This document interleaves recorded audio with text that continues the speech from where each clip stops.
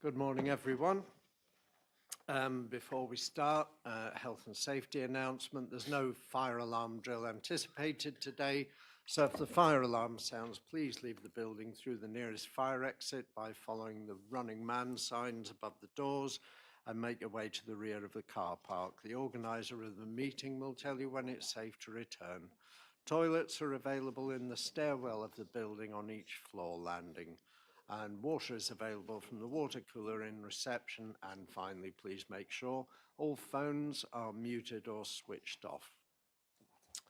Good morning. I am your chair, Councillor Ollie Davey, and welcome to this rescheduled Planning Committee meeting on Monday the 9th of February, and we hope the weather's going to be kind enough to us to get through it today.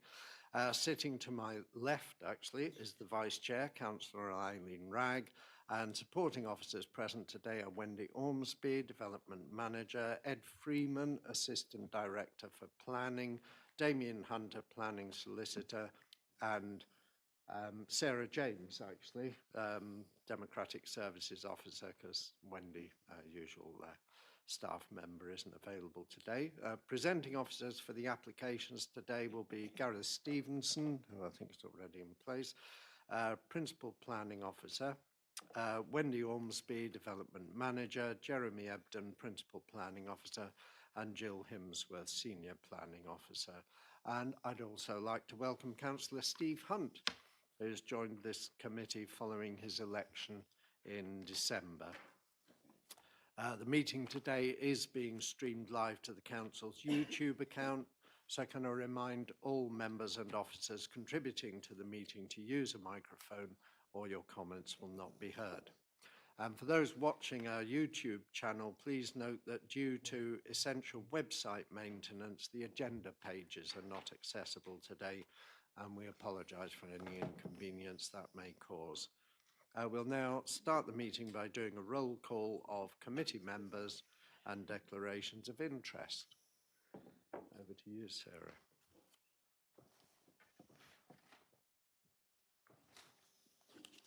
Thank you. We'll start with yourself, please. Councillor Davey. I am present and I have no interests to declare. Thank you. Councillor Wragg. Present, nothing to declare. Thank you. Councillor Brian Bailey. Thank you. Councillor Barlow. Present and nothing to declare that I'm aware of. Thank you. Councillor Chapman, please. Yeah. Councillor Howe. Here and no declarations. Thank you. Councillor Hughes. Declarations. Thank you. Councillor Hunt. Present and no declarations. Thank you. Councillor Levine. President, and I've got a complaint. I've always been told that water runs downhill. Why is the Blackdown flooded and there's no sign of rain down here in Honiton? Thank you, Councillor. Councillor Smith, please. Is not present. And I can confirm that we're quorate. Chair. Just about. A bit thin on the ground today, aren't we? Yes. Okay, so registered speakers can be found on pages 4 and 5 of the agenda pack. And so item 2, minutes of the previous meetings. Is it members' wish that as the chair I sign the minutes of the meeting held on the 16th of December 2025 as a true and accurate record? Any comments on that? No? All in favour? Yep. Okay. Nobody against. And Steve, I guess you're abstaining because you weren't here. Yes. Okay. Apologies then, Sarah. Thank you. We have apologies from Councillors Gazzard, Brown, Chamberlain, Collins, Bloxham, Heath, and Councillor Brian Bailey. Right. Chair, Ms. Yep. I do have a declaration of interest. I was lobbied on the Harepath Hill one, Seaton. Oh, that's true. I think we all were, weren't I we? think we all were. Yeah. Yes, so if we could make a note of that, we've all been lobbied on that. And I don't know if we should declare that sort of joint interest on the item 10, the toilets in Seaton, because it's No, we don't need to. East Devon Council. Don't need to. It's an East Devon application. Okay. Chair, sorry, is it that one? Item 10? Yes. Yeah, Seaton. No, that's not the one we've been lobbied about. It's the Harepath Hill. Yeah. We've all had quite a bit of lobbying on that one. And I think possibly, have we had any lobbying on the Fennerton one? Anybody received any emails they can recall? No, exactly. Yeah, I think the same. Okay, that's fine. So declarations of interest we've done. Matters of urgency, there are none. Any items to be dealt with after the public have been excluded? Actually, it says on my script there are none, but there is one, isn't there, at the end of the meeting. So we do have one item which will be done in closed session. So we move on to planning appeal statistics.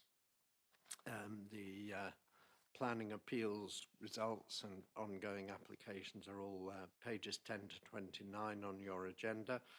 We have an update from Mrs. Ormsby, Development Manager. Good morning.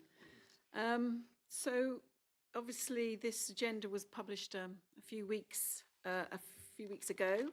So there are a few updates since this was issued. I think the appeal results of note all relate to planning enforcement inquiries, appeals heard by inquiry. So the first one, which is 22F0373, land at Huntsland Farm, Churchill Pinhoe, that was an enforcement notice with regard to effectively residential use of land, of agricultural land, and that appeal was dismissed following a public inquiry. And then listed in the appeals in progress are 24F0114, which is the NHS drive-through vaccination centre at Greendale Farm. And that was an appeal again regarding an enforcement notice served in respect of retention of the building. That was heard through public inquiry and that appeal was dismissed. The outcome is that the building now needs to be removed within 3 months of the inquiry.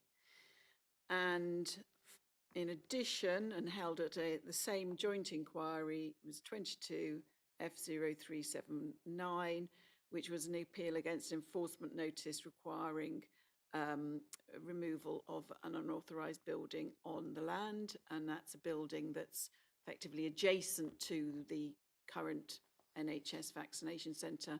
So this is the newer vaccination centre we're talking about, not the old one, which actually has got planning permission to be retained for use for medical purposes only. So these were the two more recent buildings, and similarly that inquiry was dismissed. I think those are the main appeals of note, unless anybody has any questions about any of the others. Thank you. Okay, any questions about those? Yes, Councillor Howe. I think Ms Ormsby might know where I'm going to come from. Those two appeals you mentioned, one in particular, the appeal inspector seemed to be a bit unsure about their decision on, I forget, was it the use? It was a few weeks ago, I read it and everything else. Have you, because I can't quite understand it, and have you got any enlightenment as to what went on, whether we were right, whether she was right, or what it all meant, shall we say?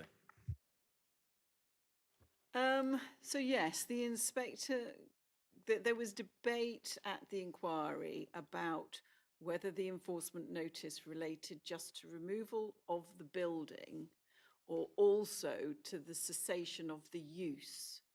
And the inspector took the view that the requirement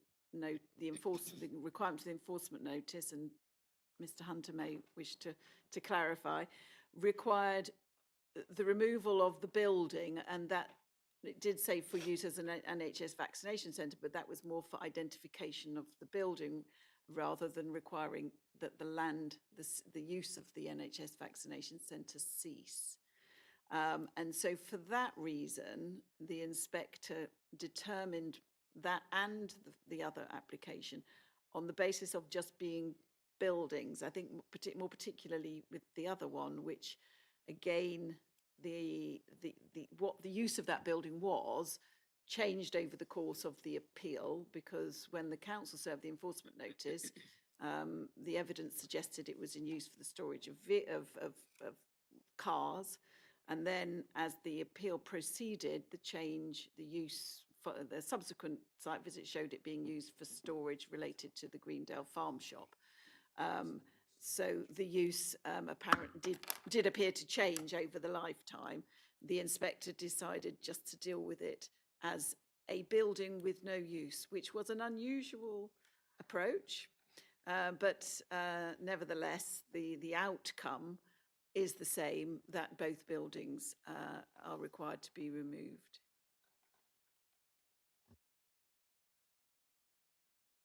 Okay, sounds very technical. Did you read it? I don't think I did that one, no.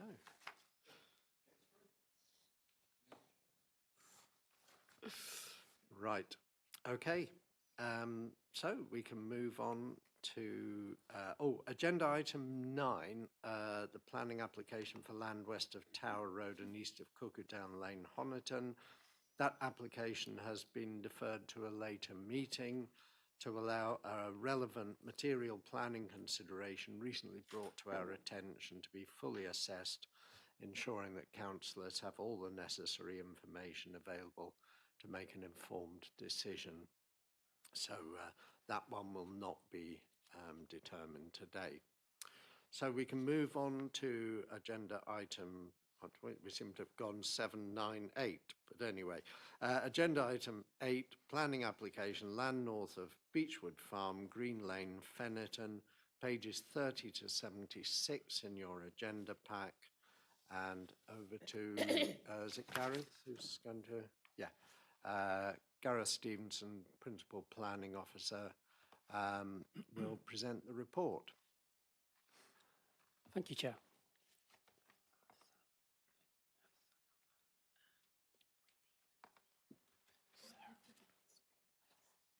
Thank you. Good morning. Thank you, Chair. So this proposal seeks outline planning consent for up to 60 dwellings, including affordable housing, which is 35% affordable housing on-site and a 15% contribution off-site, including provision of public open spaces with ecological areas, drainage and ancillary works. This is an outline application with all matters reserved except for the access. So any kind of layout plans will be indicative only.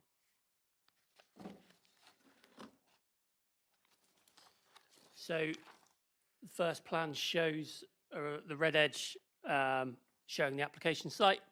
We're on the east side of Fennerton. The application site is an area of 2.8 hectares, extending from Station Road along the northern edge to Green Lane along the southern boundary, which is down here where the access is going. So it's important to take kind of a holistic view as to where we are right now with regards to housing supply in Fennerton. There's a lot of history that we need to be aware of in coming to make this recommendation and make this decision. So this shows preferred allocation within our emerging local plan going forward. We have Burlands Mead, which has a resolution to approve for 35 dwellings here. This is the application site, and obviously you'll note that it's an allocation going forward in the emerging local plan, and that's for 60 dwellings. But also recently we've had an appeal allowed on this site known as Colstocks, which is Funny 11, where 86 dwellings were allowed at appeal. So in terms of numbers, if you add the Colstocks, which is 86, the Burlands Mead, which is 35, this site, which is 60, if it were to be approved, and other general completions of around 25 dwellings, you're looking at 206 dwellings for Fennerton. Like I said, it's noteworthy that this application post the Colstocks decision was retained in the emerging local plan. This went to Strategic Planning Committee in September last year, where it was ratified that it performed technically well against the relevant criteria and should be retained within the emerging local plan going forward. It's also of note that we've got a current appeal on this site, which the council will be defending. That is for 86 dwellings on this site here. So members may be asking why determine this application ahead of that appeal decision, which has only just really started in earnest. Well, as I say, it's important to keep in mind that this is an allocation, so the recommendation follows a plan-led approach. It's also strengthens our argument that Fennerton would have had its fair share of terms of housing when defending this appeal, should this one go forward. And of course, if we don't make a decision and delay this application, of course, the applicant also has the opportunity to appeal against non-determination. This shows the built-up area boundary for Fennerton within our existing local plan. However, due to the lack of land supply, this is housing land supply, this is now out of date. And so this is one of those instances where we have the tilted balance, where the NPPF advises to approve planning consent unless adverse impacts are significantly and demonstrable and outweigh the benefits. Also of note is that we've got two protected trees along this boundary here. So again, this is outlined, so this is an illustrative plan to show how the quantum of development can be achieved on site. You can see that you've got a main road that goes through the site with smaller tributary roads coming off it, a large attenuation tank, some open space and indicative play space here. We've consulted with our internal landscape architect who's considered that the landscape visual impact assessment is robust, and the landscape architect has identified moderate adverse impacts which reduce over time once long-term landscape and ecological management plans kick in for the long term. But it has to be acknowledged that it will diminish the rural character and remoteness that's currently experienced along Green Lane, which I'll show photos in a bit, which shows where the access is going. So this is a density comparison to show how it relates to other existing developments. The site itself would have a gross density of 21.2 dwellings per hectare, which compares favourably to the Wayne Homes Phase 1, which is 27.7.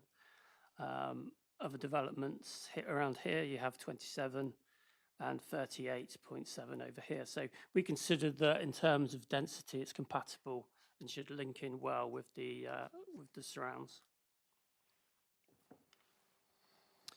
So this plan here shows, it's from the applicant's design and access statement, shows how potential pedestrian connectivity could work into Silverton and the Wayne Homes One Estate. The officer report concludes that it's a walkable location to services and facilities on offer in Fennerton. It's relatively flat, you've got pavements and you've got street lighting. In terms of ecology, on-site surveys have identified 9 species of bats with important commuting and foraging routes along this hedgerow here, which is known as H3, as well as this boundary here, which is known as H7. Other protected species found were slowworms, toads, badgers, and dormice. Our ecologists identified a need for a 10-metre corridor along the eastern boundary and lighting conditions as well. In terms of mitigation, we'll see the condition in a second, but we need batten bird boxes per dwellings and also insect bricks and such to mitigate the impact on protected species. In terms of BNG, there needs to be long-term on-site habitat creation secured via 106, and the headline figures of what they've submitted so far is in excess of the 10% BNG requirements. So access is to be considered at this stage. There's no highway objection to the visibility display or the traffic generation by county. This shows it going on to Green Lane, where 43 metres in each direction can be achieved. This plan at the bottom shows off-site improvements to the footway, also along Green Lane and near the existing junction.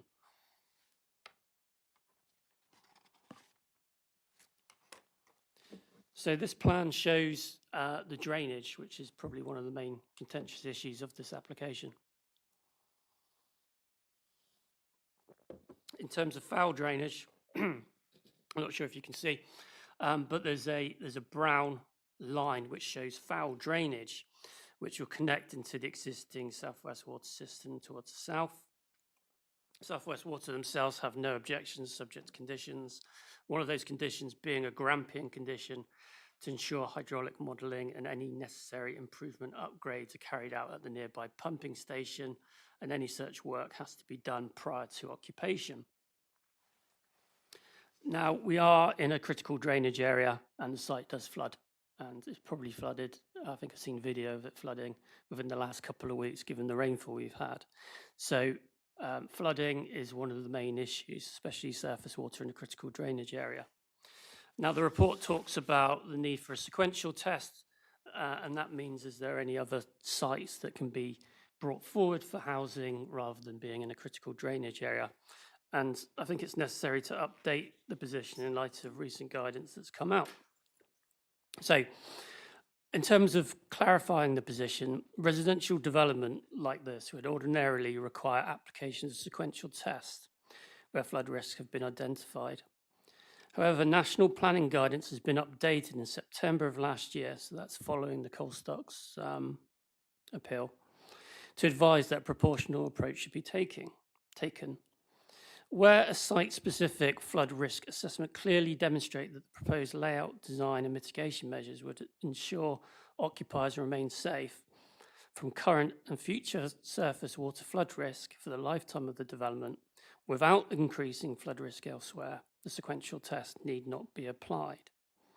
Now, in this case, the submitted flood risk assessment and drainage details demonstrate that the site layout, on-site attenuation and controlled discharge could manage surface water flood risk, including under climate change allowances, without displacing that risk. Further conditions and the reserve matter application can secure further details. This position is supported by the absence of an objection from the Environment Agency and the lead local flood authority. Taking this on board, officers are therefore satisfied, having regard to the updated national guidance and conclusions of the flood risk assessment, that the sequential test is not required in this instance, and this does not alter the recommendation that's now before members. So I'll just explain how the surface water is to be worked out on this site.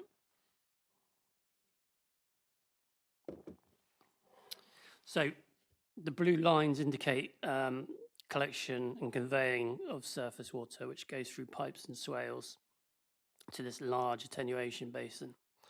Flows from this basin go to an existing adopted sewer, which currently serves the Wayne Homes development, and this flow is controlled by a hydro brake. This would then link to the Fennerton Flood Alleviation Scheme, and the East Devon District Council engineer considered this to be a betterment and complements the alleviation works. During extreme 1 in 100-year storms, the site naturally produces 8.2 litres per second of runoff. This drainage strategy reduces this to 5 litres, which is 39% peak flow reduction. Therefore, the lead local flood authority are satisfied with this betterment and suggesting pre-commencement conditions, including securing the rights of discharge, which would have to be agreed. Now, the coal stocks, this was one of the main issues with the coal stocks appeal, and one of the main outcomes of that appeal was that these technical elements can be conditioned, and that includes securing appropriate rights, and this should not withhold planning consent being issued for such developments. Sites to give you an idea, photographs to give you an idea of the site. Looking east, you've got the existing next door phase 1 development, the west boundary of the site.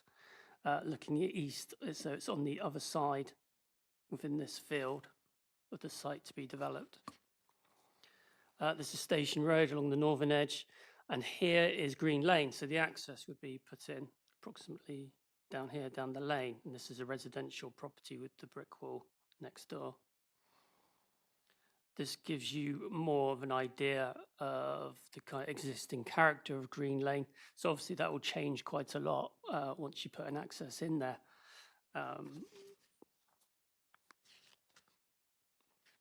So in terms of balancing the competing issues, we have got conflict with spatial strategies and the local plan. It's outside the development boundary, and it would to an extent detract from the existing rural character and appearance of the field. And there would be some reliance on private modes of transport to get to services and facilities. However, in the officer's opinion, this is outweighed by the provision of housing towards the district's shortfall, the provision of affordable housing to the district. It's on an allocated site within the emerging local plan, and therefore follows a plan-led approach and what's been previously ratified by Strategic Planning Committee. Impact on ecology, landscape, trees and archaeology can be mitigated via condition, as can surface water and foul drainage. This is subject to section 106 and conditions. The list of conditions are there. So this is outlined, so we need reserved matters along with the time limits to secure the plans, including the red edge and the visibility displays. Condition 4 secures the access. And we've got ecological impact assessment, LEMP, soil resource plans, construction management to control the construction, lighting for ecological purposes, surface water drainage strategy to ensure those rights are there and that the capacity is there to be able to take the development. Further, we've got rights of discharge, we've got the foul water Grampian condition, water conservation strategy, archaeology, construction management plan, cycle and scooter storage facilities, and a waste audit statement. Now, there are quite a few updates to this to the officer report that we need to take into account. We do need a new condition, which is to secure off-site public footways, which I showed you in the access plan, to make sure that that's done prior to going above slab level. We need a new condition to ensure that portable water can be supplied to these houses to make sure they have adequate supply of water. We do need a slight revision to condition 4 because it referenced, I think, the wrong plan. We also need a revision to the ecological condition. The bullet points make it a bit more specific what's required per dwelling, and it also allows discharge of those individual things per dwelling rather than holding up the whole development until it's done for every dwelling. And we also have a revision to the surface water condition to delete paragraphs 1 and 2 as they're no longer needed because the applicant has in fact done soak-away testing and the appropriate calculations. In terms of other updates, Under the 106, we're requesting education contribution in terms of transport to and from local education services. With regards to the requested police contribution update, at this point, we're not requesting that as we're seeking more justification over the sum. And in terms of play space, although the indicative plan shows on-site play space, we're working with the parish and the applicant to get a commuted sum to go to existing play facilities that are within 600 metres of the site. And this is preferable to the likely substandard on-site play provision. Therefore, the recommendation is a resolution to approve, subject to adopting the appropriate assessment, the revised list of conditions and the section 106. Thank you, Chair. Thank you very much, Gareth. So we'll move on to speakers. And I understand that Councillor Martin Smith, the Chair of Fennerton Parish Council, has asked if he can speak first because it makes a more logical sequence with the objectors who are going to speak as well. So if Councillor Smith would like to come to the podium, we'll start with you. And you have 3 minutes, as do all the public speakers.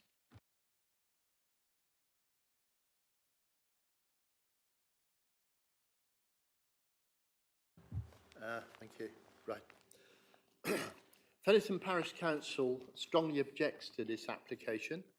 We appreciate that this site is included in the Regulation 19 version of the draft local plan, which is designed for future growth over the next 15 years.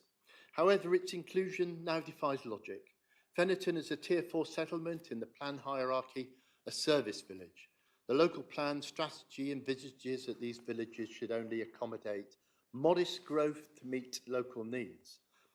A recent decision at appeal has allowed 80 Taylor Wimpey homes in Fennerton that were never included in the original draft local plan.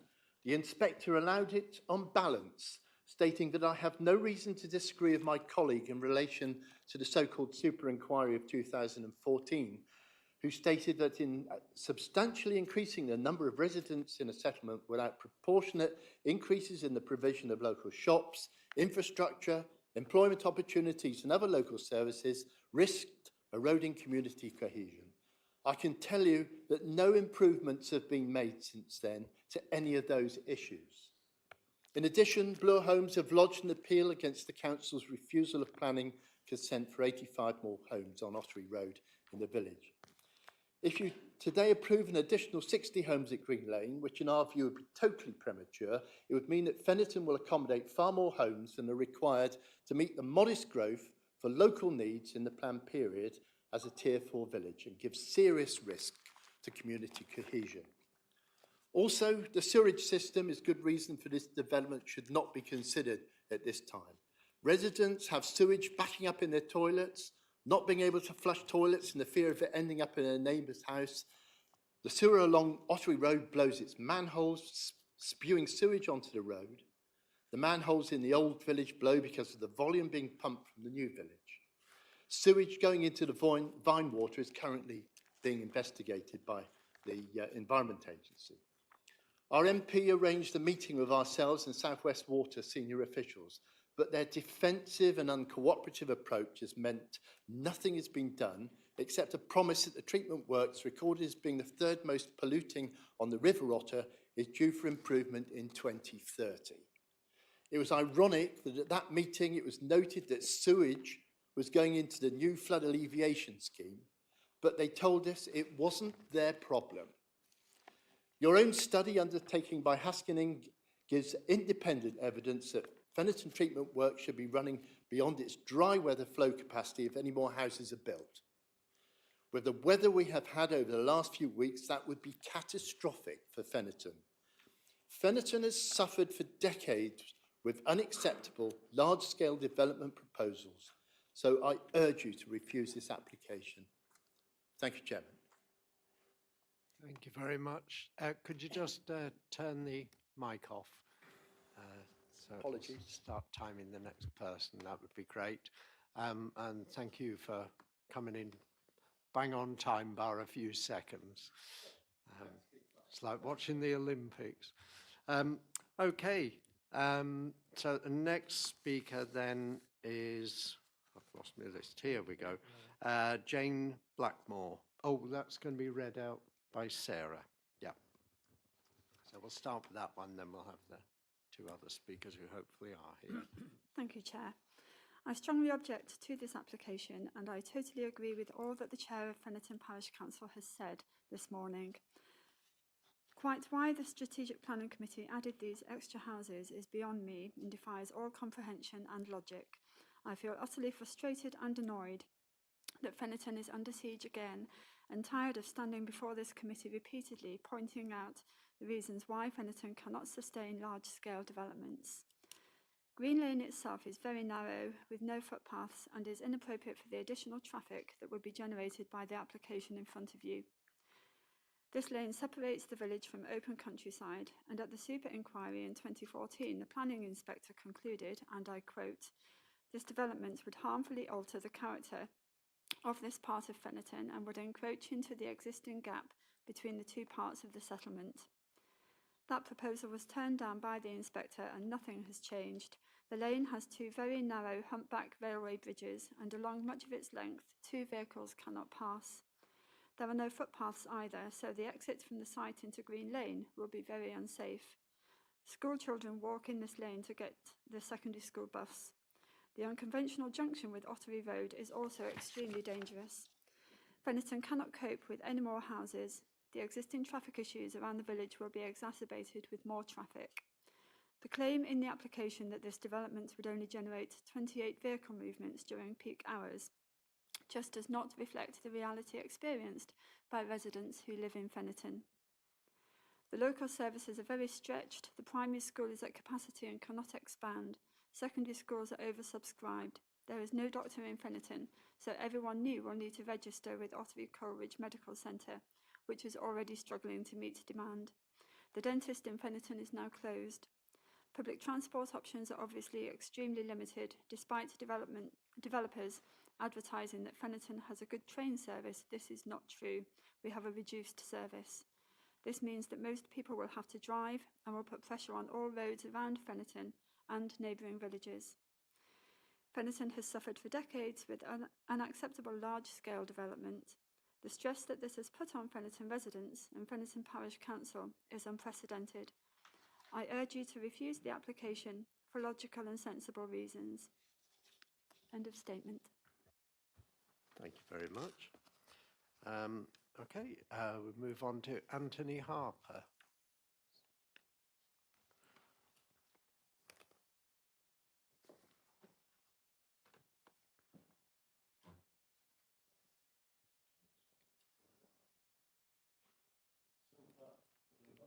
Just press the button in the front.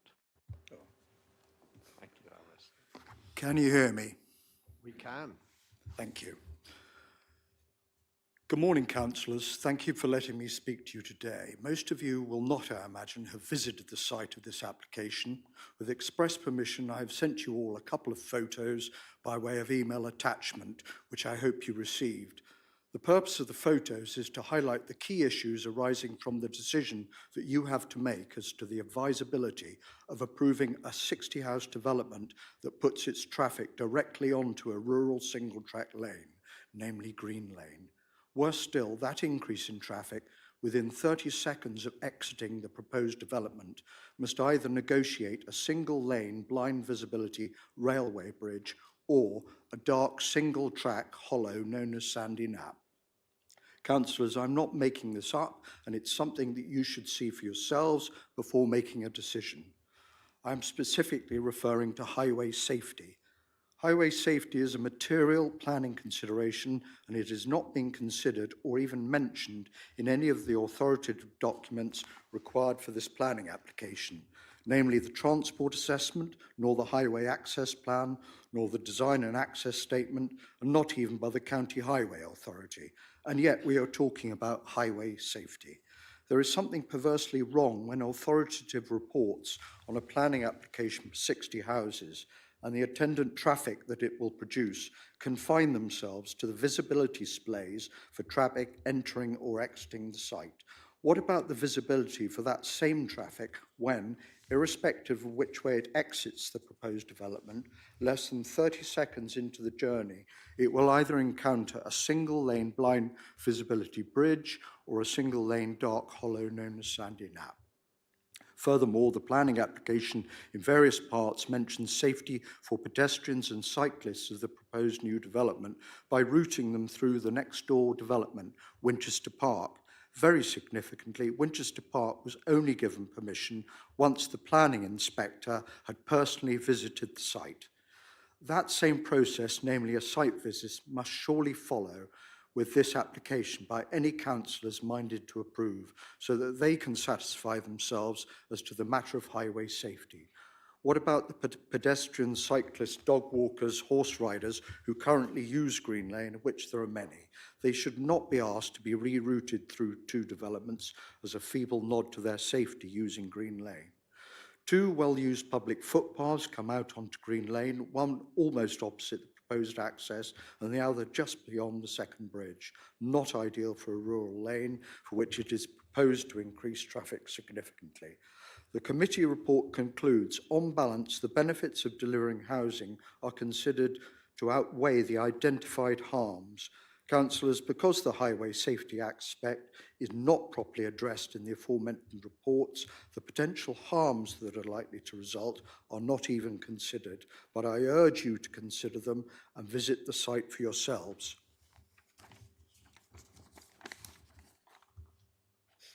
Thank you very much.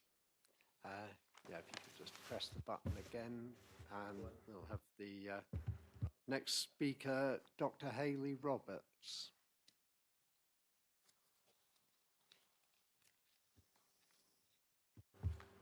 Thank you for letting me speak today.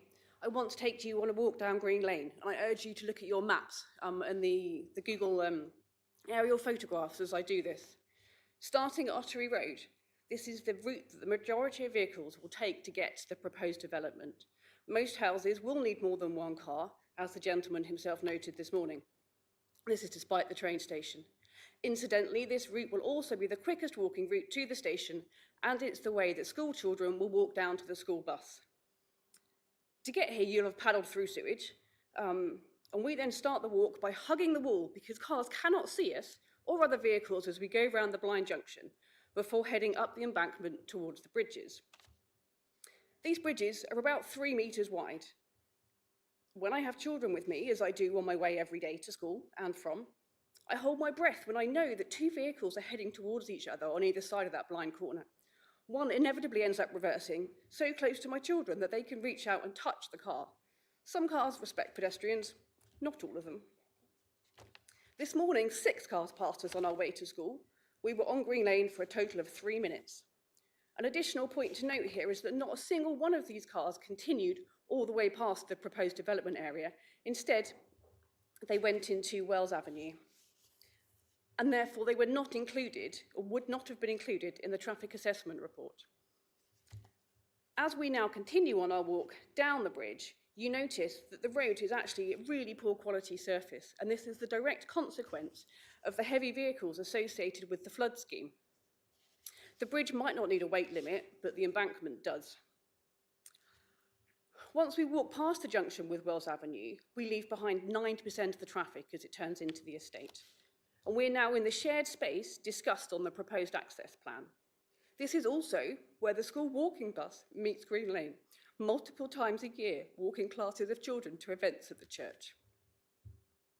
The traffic assessment in the report recorded an average of 33 cars between 8 and 9 here. Well, this morning they should have added at least another 6. On our walk, we round the corner, often with cars parked on the verge, before passing the proposed development entrance. The hedge banks are now high, the road closes in. It's about 3 metres wide, again, not the 4.6 that's the minimum the report suggests. As we head to the far end of the road, there's a 100-metre stretch that is so narrow, cars have to wait for pedestrians to reach the passing space. Then we reach the hollow way. Either side, rising above your head, is a cliff face. It's dark and mystical, and there are often small landslips here. And then finally we exit Green Lane. are hearing the most helpful sense whilst navigating the blind corner. The traffic assessment completed by the developer does not reflect the reality on Green Lane. It's selective, unfair and misleading. More traffic uses the road, it's much narrower and there will be more cars needing to access the new development than they suggest. The impact upon Green Lane beyond the access plan will be far greater than you've led to believe. The whole road should be considered a shared space. The number of extra cars associated with 60 houses at 30 miles an hour along this route is an accident waiting to happen. I apologise for going over time. There's a lot to be said. Thank you. Thank you very much. If you could press the button again. Thank you. Okay.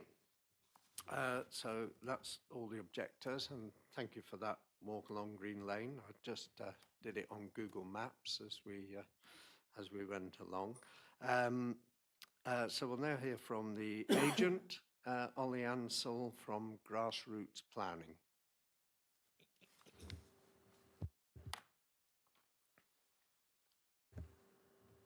Sorry, showing red, Chair. I think that's working.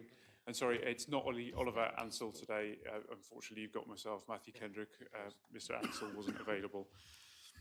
Well, the site sits outside the settlement boundary defined in a now out-of-date local plan. It is identified as an allocation in the emerging plan. Officers have already explained in the committee report that the Council's Strategic Planning Committee has already considered the site following the recent appeal in the village and endorsed its retention, concluding it performs well and that removing it would leave the local plan vulnerable to challenge. It would also undermine the case of defence against the Blore appeal, as we've also heard. Reference has been made to the super inquiry some time ago, but the context has changed in this village and in the district as a whole, because we now know the housing requirement has substantially changed since that point. Members would also be aware that the Council cannot currently identify a 5-year land supply, and the shortfall is significant, 1,500 dwellings shortfall. In these circumstances, as members will be aware, the tilted balance dictates that permission should be only refused if adverse impacts would significantly and demonstrably outweigh the benefits, which are considerable: affordable housing and flood alleviation. Your planning officers and all relevant technical consultees have concluded that they do not. The proposal delivers 60 dwellings. 21 of those will be affordable, together with a substantial off-site contribution to additional affordable housing, 50% in total. And this is an unmistakable benefit in the context of the acute housing need that we see in the area. Turning to flood risk, it's an understandably sensitive issue because of the critical drainage area that the site falls within. However, the committee report confirms that the proposals would not exacerbate flood risk and would in several respects improve the existing situation. We have to restrict flows from this site and also the unregulated overland flows that travel across it. We've got to provide on-site storage and discharge water at rates well below the existing levels. A comprehensive drainage strategy has been submitted in consultation with the Environment Agency, LLFA, and the Council's drainage engineer that has been developed, and it works in tandem with the flood alleviation scheme. And as a result, we have no technical objections on these points. In respect to highways, despite the local concerns we've heard, the site has been designed appropriately. And as you've seen, we will be contributing towards new pedestrian linkages, not just on Green Lane, but alternative ones as well. The County Highway Authority raises no technical objection. In conclusion, officers are clear the significant benefits of housing delivery and flood betterment outweigh any identified harms. And in fact, there's no technical evidence to say there are any harms at all. The proposal is underpinned by the emerging allocation and accords with the Council's own assessment of how Featherton should grow. And I note that emerging government policy also further defines that development in proximity to train stations should be strongly supported. As a final note, and sorry, Chair, I note I've gone just slightly over. On sewage, we have to come up with an alleviation scheme for that, and that will separate surface water from a combined sewer.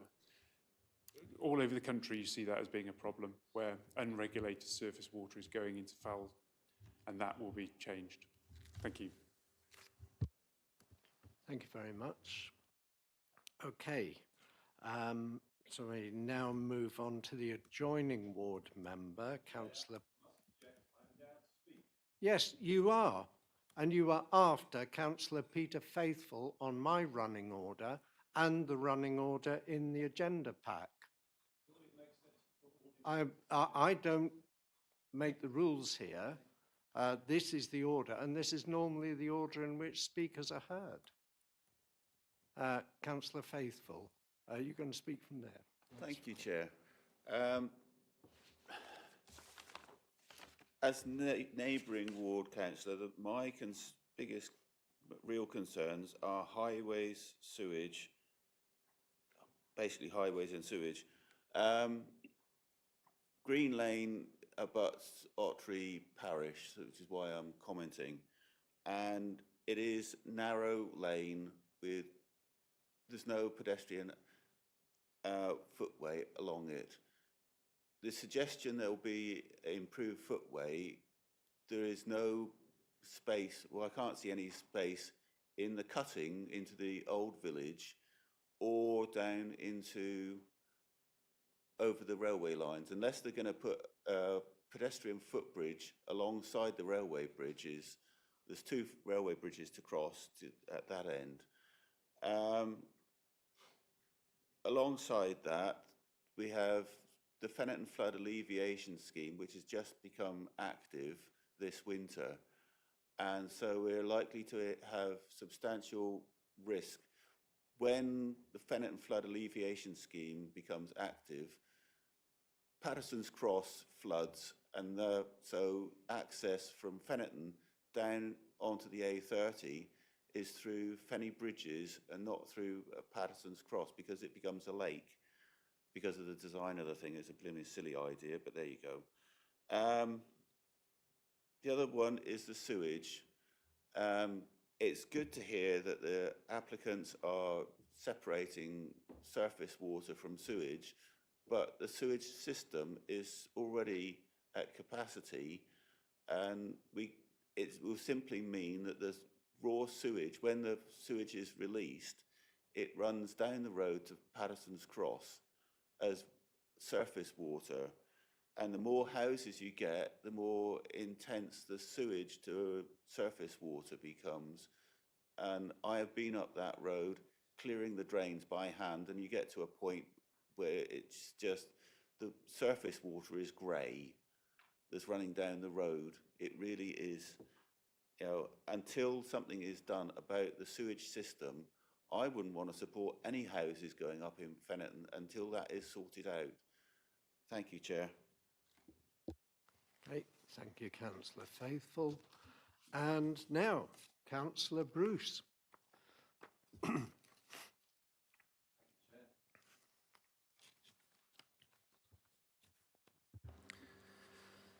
Dear Committee, given the recent frequency of major planning applications concerning Fenton, you will be familiar with all the overriding issues that continue to make this little, lowest Tier 4 village unsuitable and unsustainable for the size of development before you today.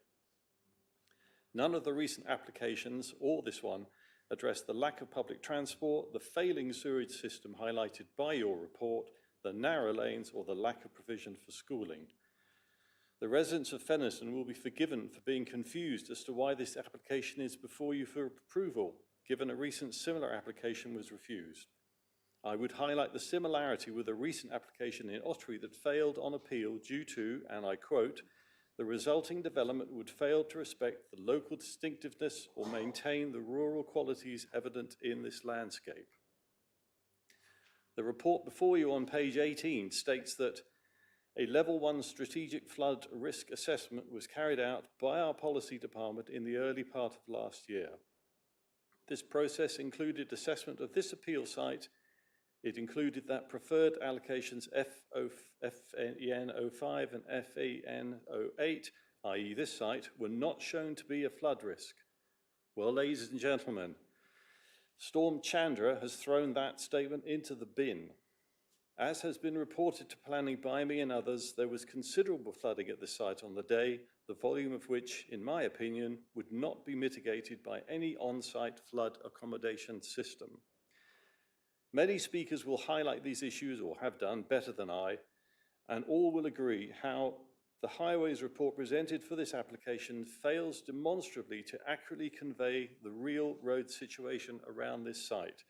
Frankly, it's beginning to feel like some perverse experiment in housing, with Fennerton as the dumping ground for East Devon's lack of housing numbers. So, I must strongly urge you to consider in your deliberations the new information regarding flooding before you use the same reasons you and the inspector used to reject the Ottery application, and if not, please at least show some respect for the beleaguered folk of Fennerton by doing them the courtesy of a site visit and see for yourselves just how narrow and difficult the lanes are at present, never mind any future increase in traffic. Thank you, Chair. Okay, thank you very much. We can begin now with questions from councillors to the officers. Councillor Wragg. Thank you. I do have concerns about this application. I'd like to ask, first of all, about flooding and the recent storm. Are officers aware of any particular problem regarding flooding? Following Councillor Bruce's remarks about Storm Chandra, please. Yeah, hi. So it's a critical drainage area designated by the Environment Agency. So that means that the ground can't soak up water, so water flows over it, and that causes flooding when it gets held up by geological structures. So we know it does flood, and indeed it has done. But what the proposal endeavours is consolidating that into one attenuation tank and diverting that through drainage and swales into one place, and then controlling the rate of flow of that to the next door soakaway system, and then to the flood alleviation scheme. Our engineers consider that to be a significant benefit, that it is linking in ultimately to the flood alleviation scheme. And so they're happy on that account, as are the lead local flood authority, with what they've seen so far in terms of calculations and runoff. It might be worth just going through what the surface water and foul water conditions do in the report. So within your agenda, condition 10. So that condition ensures that the developer moves from a general drainage concept with what we've seen to a final technical proven design. Now, it requires evidence that the SUDs, such as the attenuation basin that you see, will effectively manage the rainfall and maintain the water quality without flood risk elsewhere. Now, that condition specifically mandates hydraulic modelling to prove that discharging into the Silverton Rise tank next door will not adversely impact that existing system. That must be submitted as part of the Reserve Matters application for layout. And if they don't get it approved at that stage, then they don't get planning consent to carry out the development. Condition 11 concerns the legal right to discharge. So that acts as a safeguard to ensure that development has permission to send water to the off-site systems. It prevents a situation where a development is built without no legal outlet, which would lead to potentially on-site flooding or unauthorised connections. Now, that condition is a strict pre-commencement condition. So the developer is prohibited from breaking ground on the site unless they provide written proof of that legal right. Now, condition 12 deals with foul water. And this is a two-part trigger condition. And it's designed to prevent the local sewage network from failing. So it requires the applicant to submit a detailed foul drainage strategy, and it serves as a Grampian condition, which is a negative trigger that halts development until external infrastructure is fulfilled. Now, there's two triggers. So prior to commencement, the developer must submit details of the foul drainage strategy before any works start.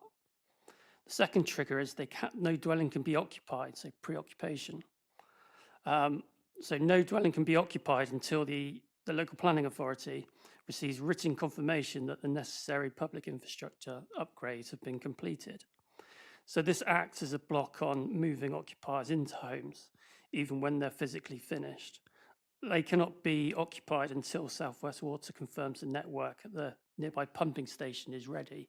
And with those safeguards, similar to what happened at the Colstocks appeal, where it was deemed that these details, these technical elements can be conditioned and shouldn't withhold consent coming forward, we're proceeding on that basis. Thank you, Chair.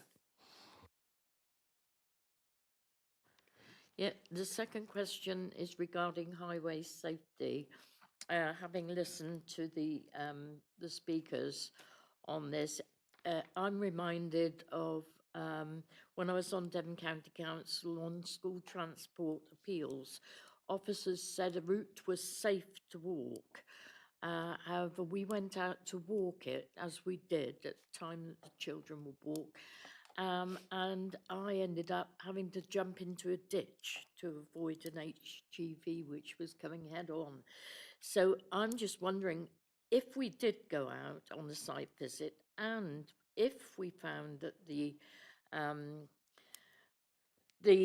there was a highway safety concern, and if we refused the application on those grounds and it went to appeal, what would take precedence? Would it be the highways observations on this or recommendations, or would it be the committees?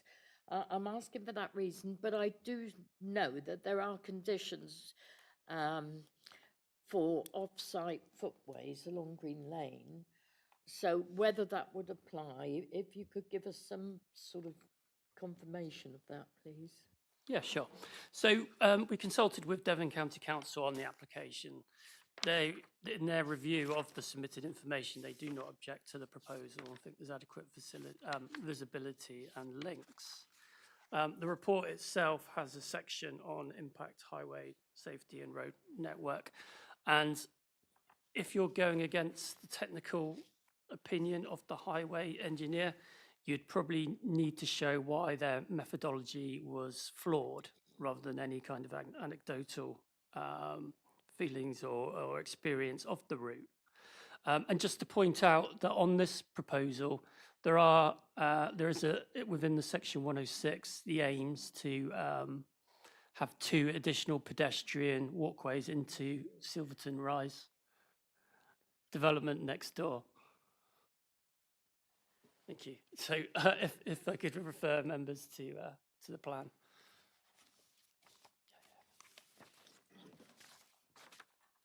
So the 106, in accordance with the applicant's design and access statement, seeks to have 2 pedestrian points here, which will ultimately link into this development and have pedestrian walkways. So that would not be the only option along Green Lane. So in short, if you want to go against the advice of highways, you'd have to explain why their methodology was flawed.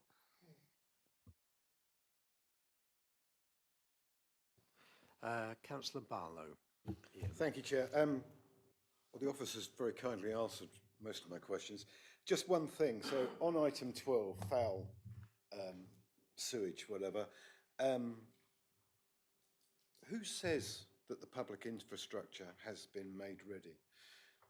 And do we know what we're requiring them to do in the Grampian thing? Are we asking them to increase the capacity of the facilities, or is it just a tweak they're going to turn around and say, yes, we've done it, when actually, how do we know they've done anything? Because we obviously have had these issues before. I just want to know, what are we actually asking them to do, please?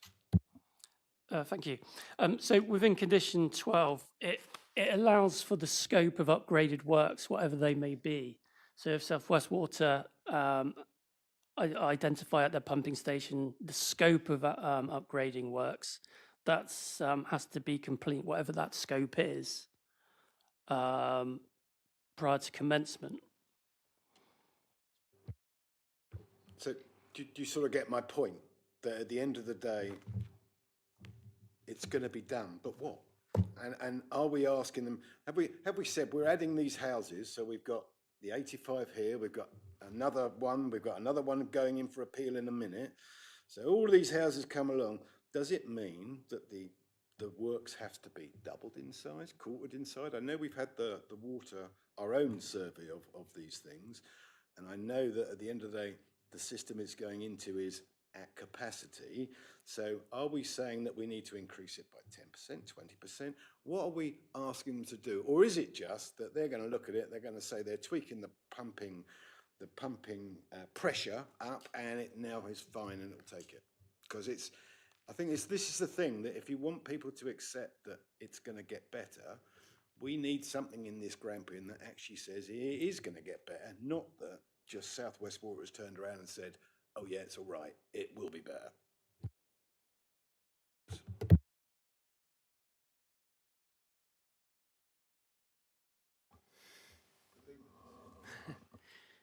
Thank you, Chair. Good morning, members. Yes, I mean, I take your point. I think the issue is a scheme needs to be designed to take the capacity that's coming forward. And we just need to be satisfied that that capacity exists and has been delivered before the homes are occupied. And the condition secures that fundamentally. I don't think we need to concern ourselves too much with the detail. It will be for South West Water to deliver the necessary scheme and to demonstrate to us that that has been delivered and that there is adequate capacity. How they do that, I couldn't say. I'm not a drainage engineer. I don't have sufficient understanding of their infrastructure, but ultimately they and the developer will need to satisfy us that there is adequate capacity. We can obviously call upon the Environment Agency to adjudicate if there's any concerns about whether or not whatever scheme they're delivering does deliver that capacity. But fundamentally, all we need to be satisfied is that there's adequate capacity at the time the homes are occupied, which is what the condition secures. So can we be guaranteed that we will? It's all very well. If they say, are you basically saying to us, if South West Water turn around to us and say, we're happy, we can take it, we're going to be happy? I mean, I just think on our own water survey that we did, where it was questioning these things, if we're going to do this, we need to assure the villagers that there is going to be improvement. So I think I want to make sure that what we're doing has got enough teeth, and we are going to be strong enough to stand up to these people and say, yes, we have delivered proper change, not just tweak something, change the thing, put it through another engineer who's really looked at it and decided that the pipe actually can take a little bit more. Through you, Chair, I mean, I appreciate as a council, you've taken a vote of no confidence in South West Water, and we've done lots of independent work to understand the position in terms of South West Water. So I understand the concern in terms of just accepting that, the word of South West Water that adequate capacity has been provided. If independent assessment is required or proof from South West Water, then we can secure that before any condition is discharged. So could we put that as a condition, that we want independent, rather than just relying on South West Water? Is that within our power? Well, I don't think it needs to be said in the condition. It would be a matter for us to apply an appropriate test in discharging that condition. As you say, we would need to be convinced that that capacity has been provided, whether through proof from South West Water, through checking with other drainage engineers available to us, or through the Environment Agency. But I take the point that we need to be satisfied and not just take the word of the Drainage Authority. So could we put it as a condition that we will get independent? I think, Ian, you've had enough questions now. Well, I'm not getting an answer, am I? I'm saying we shouldn't have to. No, you are getting an answer. Well, we shouldn't have to.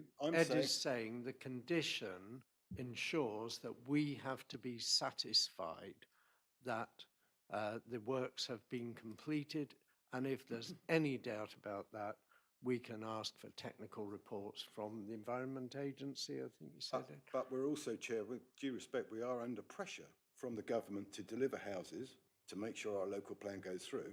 So I'm saying, is it something that we as a committee can insist on, that we have an independent look at it to make sure there is capacity? I'll let Ed answer that one. I don't think it's something you need to say in the condition, but I'm happy that we take a note as officers to note if it's the committee's wish that we have an independent assessment when the details of the condition are submitted. Should you be minded to grant permission subject to that condition, then I'm happy to take that away and we can do that. But I don't think it's necessary or appropriate to state that in the wording of the condition itself. Yes. Well, the condition just says we have to be satisfied, so we can make that judgment when the time comes, which could be some way down the line. I agree, Chair, but we don't make that decision. That's made by officers usually. That, absolutely, yes, because we're No, not I'm just engineers saying, to make but on- that decision. In this area, where it is so critical and the main problems, I just wonder if we should ask for an independent review of it. Okay. Right, Councillor Levine, thank you for waiting. Thank you, Chair. Can I go to somewhere completely different? You mean not Affordable Fennerton? homes. Affordable homes. The site is outside the boundary, so we should have 50% affordable homes. And what we see here on page 43 is it's going to be a mix of 30% affordable homes and 15% off-site. Now, we just heard everywhere that there's no place to put houses in Fennerton. So where is 15% going to go? It's a 15%, actually it's 35 and 15, I think. I think it says 30 somewhere in the report. It said But 30% and 15 off-site. yeah, I think it is 35. It is 35%. Yeah, it is 35%. 30 is the type, because that was the original offer.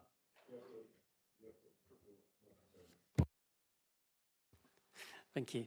So yeah, the original offer was 30. It was then 35. So for the avoidance of doubt, it's 35 on-site, 15% off-site as a sum.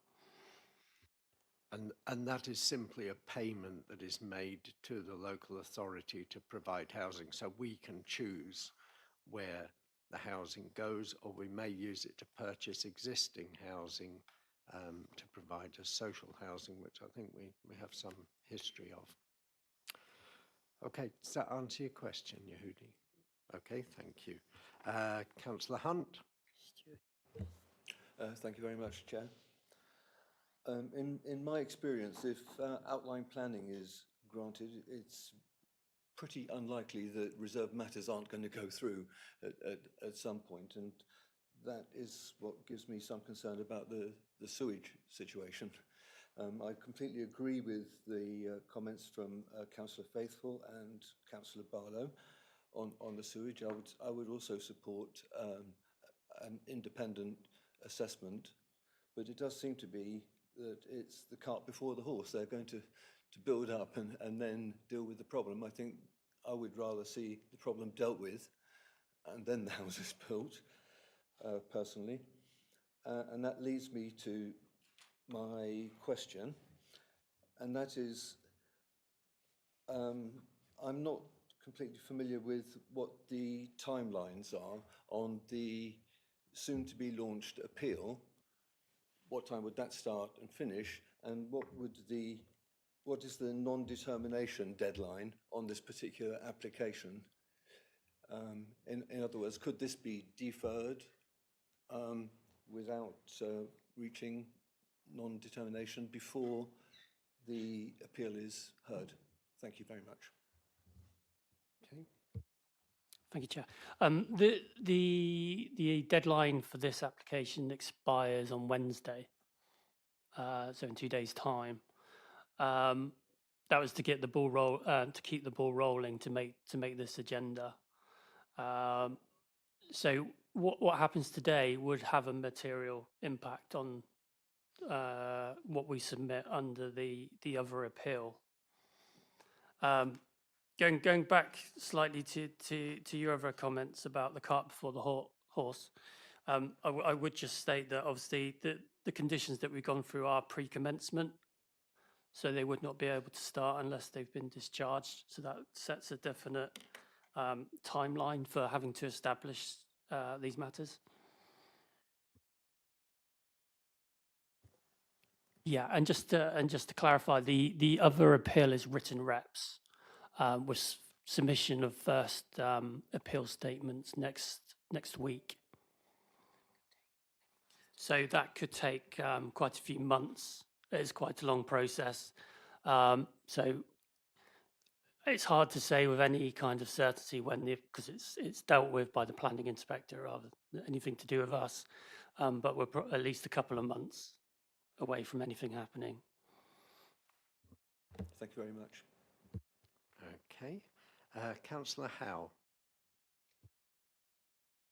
Thank you. I've got two questions. So I'll start with the easy one, and it's something I haven't actually raised before for quite a while. Are a proportion of these homes set for through home living, i.e. ability to change for disabled access and everything else? So we have covered the Disability Act and all the rest of it. So a proportion of our housing always should be able to be converted, i.e. wider homes and everything else. Are we doing that these days?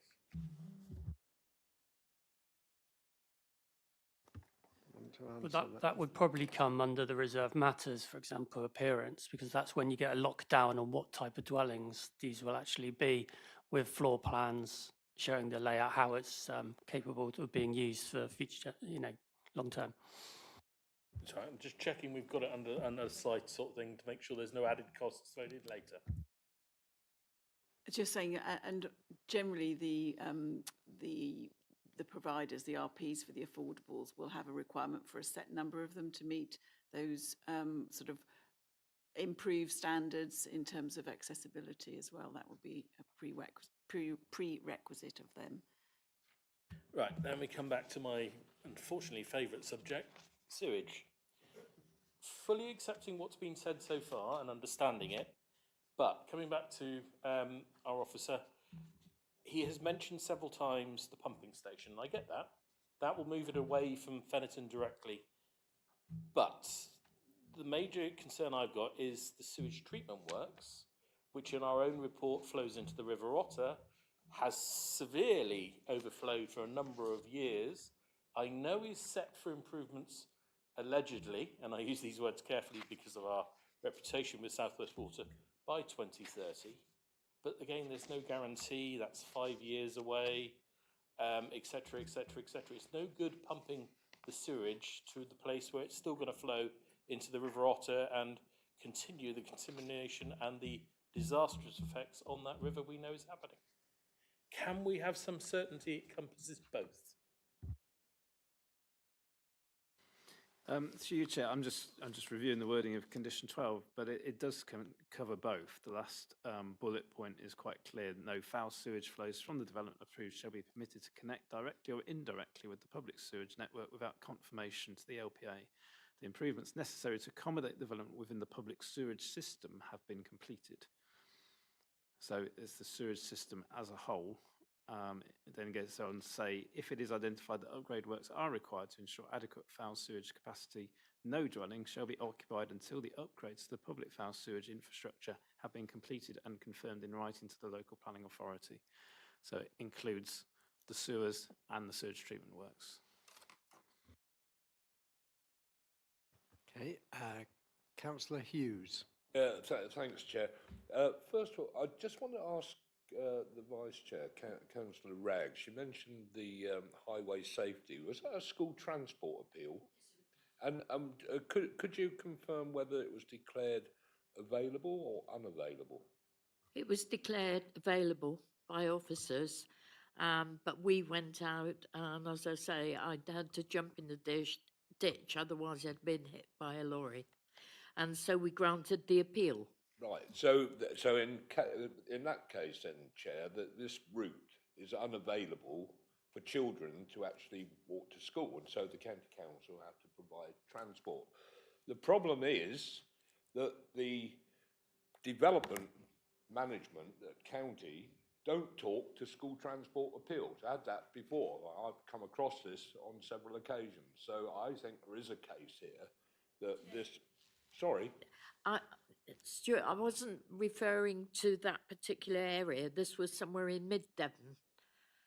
Oh, I thought it was on this No, route. it wasn't this one, so apologies for any confusion there. I didn't mean to. I but just wonder I if this route has actually ever been tested out. No, or- it was just no. the principle of whether something is safe or not. And okay. at that time, we overruled the county council school transport officers. So what we don't know, and to the officers, do we know whether children to use this route actually walk to school, or are they provided transport? Yeah, thank you. Could we show the plan on the screen? I think it highlights why it's important to get these two pedestrian routes to the development next door, because as I understand it, the school is over there. So it's more than likely that the children would be using through this route and the pedestrian footway rather than going along Green Lane and all the way round. So that's why we want within the 106 these pedestrian connections to be made.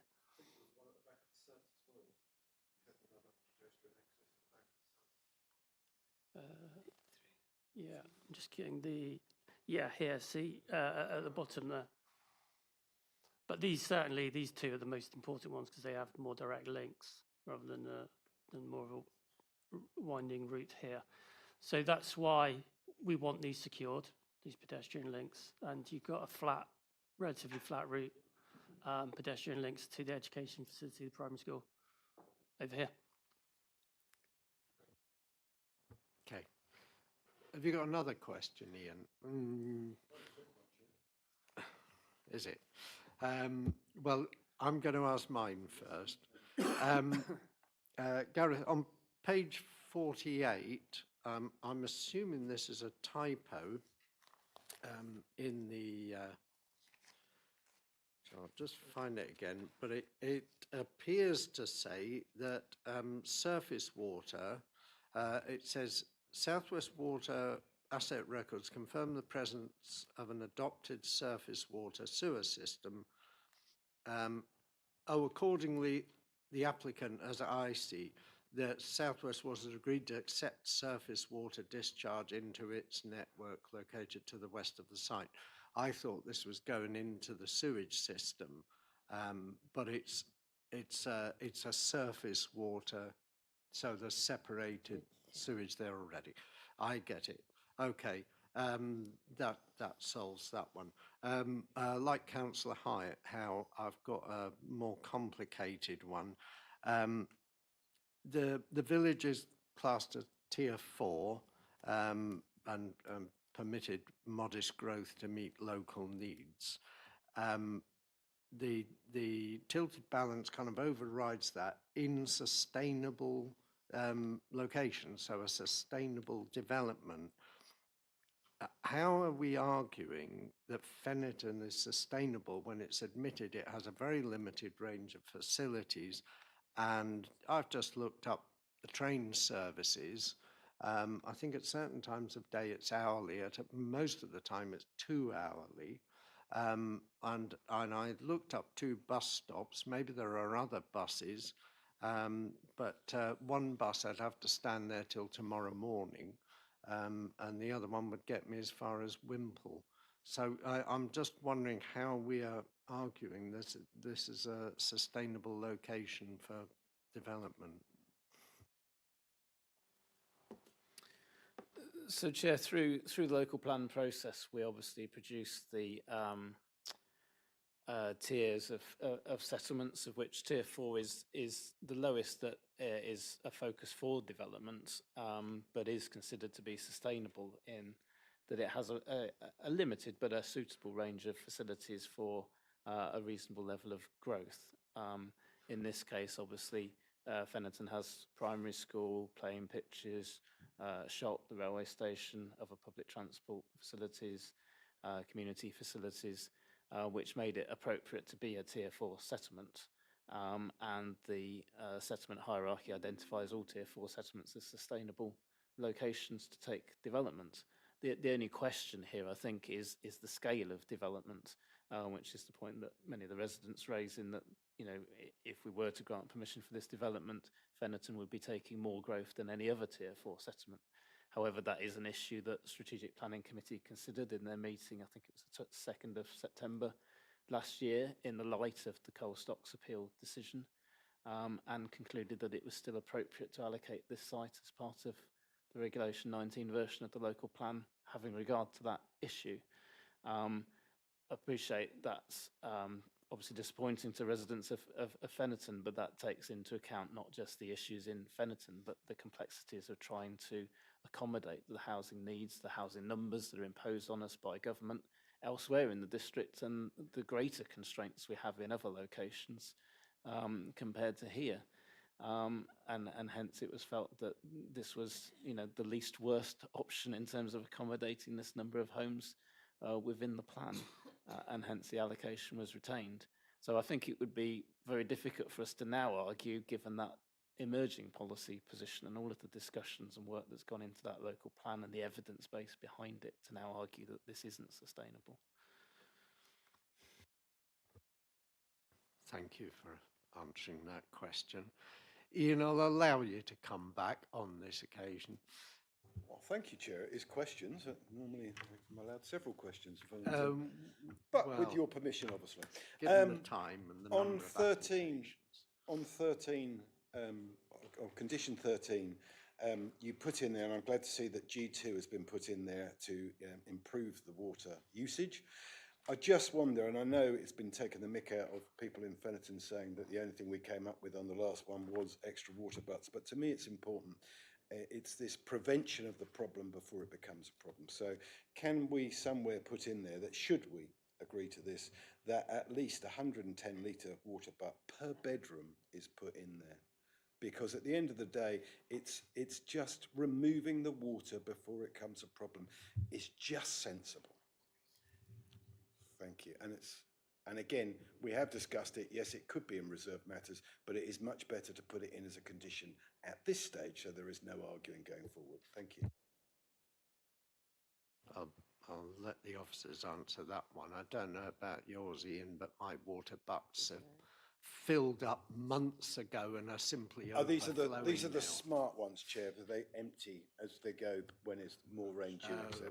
Okay, yeah. So I'm not smart, and neither are my water butts. Yeah. Okay. Any officers like to take that one on? Through Chair, Whether we can condition that? I don't think we feel strongly against what's being proposed, but I would say we would be being very prescriptive in terms of how that condition is discharged, particularly given it's only an outline application. These are details for the reserved matter stage, and we would normally give the developer, the freedom to come up with a proposal that suits their scheme to achieve the standard that we're setting in that condition, which is very clear about no more than 110 litres per day per person per day. So my advice would be leave the condition as it is and leave it for the developer to come up with a scheme, which may well be, as has been suggested. But if members want to be that prescriptive, that's within your gift to do so. Okay. Is there any appetite among members to add that condition in at this stage, or shall we leave it to reserved matters? Well, again, I'm seeing a couple of nods there. Okay. Yeah, you could make a proposal at that point, Ian. Yeah. Okay. So, if that's finished with questions, I think everybody's asked at least one. So we can go into debate. Councillor Levine. Microphone, Yehudi. I'm going to go off piece because this application has really put me on the spot. I've got an application in my ward which is very similar, the same problems, and I can see myself in 2 months' time standing there saying exactly the same things that Councillor Bruce has just said. We've got problems with the wastewater, we've got problems with schools, we've got problems. The police had declared the roads of the village to be unsafe. Devon Highways refutes that. So when I said off-piste, I know that we have to look at every application on its merits. But having said through a lot of arguments in the Strategic Planning Committee, I can see that we're going to be flooded with similar sort of thing because the whole of East Devon suffers from problems with sewage and wastewater treatments because of the incompetence of Southwest Water. We've got the same problems of narrow roads and lanes and children having to walk along the street. I mean, in my village, Devon County Council Education Department told a child of 11 to walk for 20 minutes along a road in the morning, along a road with no street lighting to get school transport. They would not get the transport to come into the village. We're being faced with an avalanche of unsuitable applications just because this blessed government had decided we've got a housing crisis and they're going to solve it regardless of what damage they cause the communities and the environment. And I'm just airing my frustration because this thing is going to hit us time and time again. The same problems, and it is all over East Devon. And what I miss here, I don't know what the silver bullet is to stop the development in its tracks. So if members can tell me, I shall be very grateful. Thank you. Change of government, I think, or a change of government policy, shall we say. I'll just say, Yehudi, I used to walk 20 minutes to school every day along an unlit road as well, but that was in the 1950s, and I did not have to dodge that many cars, and speeds were much lower as well. I just want to say that I'm prepared to head all our residents on a protest march to Westminster. I think we could muster a few for that one. It might not be the worst idea we've heard today. Okay, Ian? Thank you, Chair. While I agree with everything that has just been said, we have to live in the real world. We have to provide houses. We could suggest a coloured people. I think that's about the only way you're going to have it so that we actually have less houses. And until that happens, and again, I know it will annoy people, but I think we should be looking at prevention rather than cure. The only thing we can come up with is water butts on houses to take away some of the water that goes in. So with that as an added condition, that we actually put that down as a stipulation at this stage, and also underlining the fact that we are going to make sure that we are confident and happy that improvements have been made to the sewage system, not just the pumping station has been brought up, then I will happily recommend recommendation to approve this. Thank you. Okay, thank you. Do we have a seconder for that? Councillor Howe. Regretfully, and I do mean this sincerely, regretfully, yes, I have to support this. We have nothing we can refuse this on. You know, and I appeal to Fennerton in particular, where they have highways issues and they know there's an application coming, get a highways consultant on board. Take the fight to Devon County, because we can't go against Devon County's, assessment. You guys can, and yeah, I know, Alistair, I fully agree, but it is what happens. My community's done it.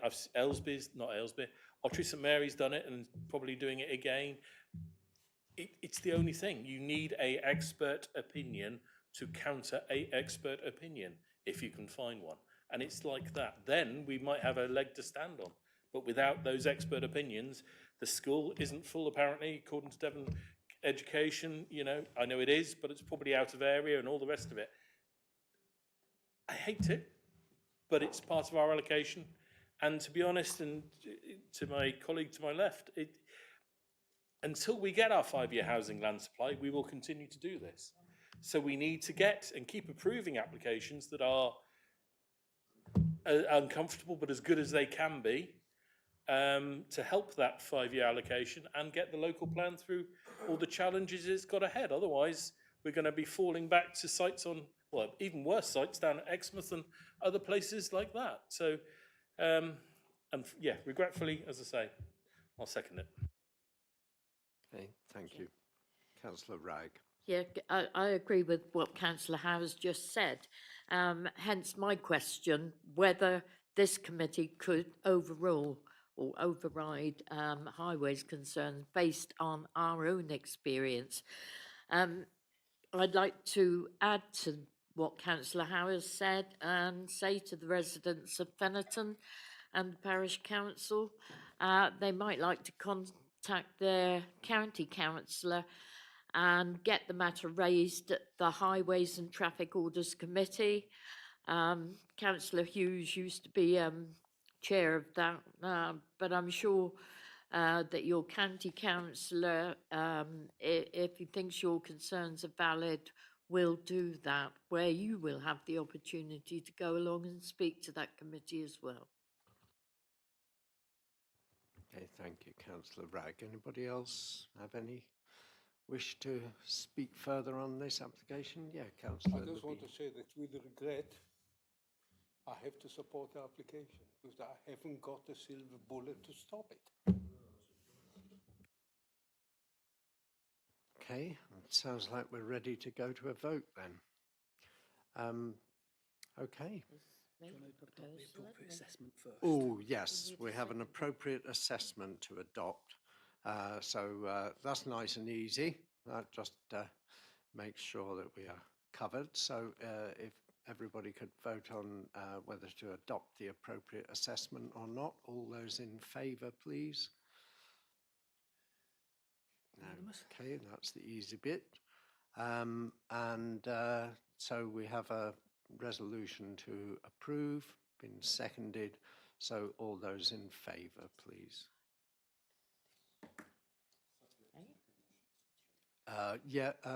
Subject. Do we want to add in Councillor Barlow's suggested conditionary water box? That was the proposal, Chair, and that's what was That seconded. was the proposal. Okay, that's fine. So with that extra condition, so I think I had 4 in favour. Shall we? Just clarifying that it's also subject to the amended conditions as outlined by the officer and the amended changes to the section 106 heads of terms as set out by the officer, in addition to the further condition suggested by Councillor Barlow. Yeah. Thank you. Okay, thanks for that clarification. So we've seen the amended conditions on the screen. So can just have those in favour again, just so we can clarify that. So that's 1, 2, 3, 4, 5. Against and abstentions. 2. Okay, that one is carried then. So I think, do we want a break? I think we've been going for an hour and a half. Shall we have a break before we go to item 10, which is appropriately toilets? So shall we reconvene at quarter at 1:45? That give you long enough? 10 to. Okay. Yes, yeah. That's 10 to, Sarah. We'll go for.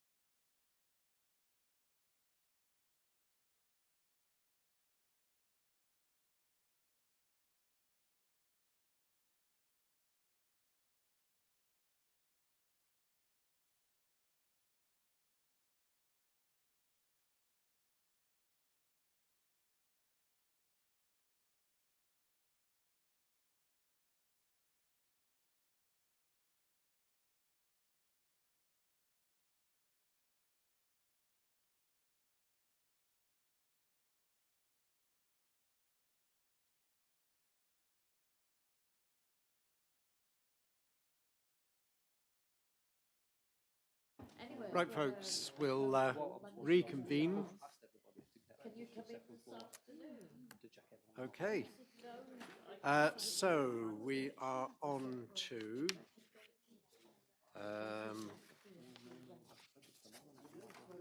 agenda item 10.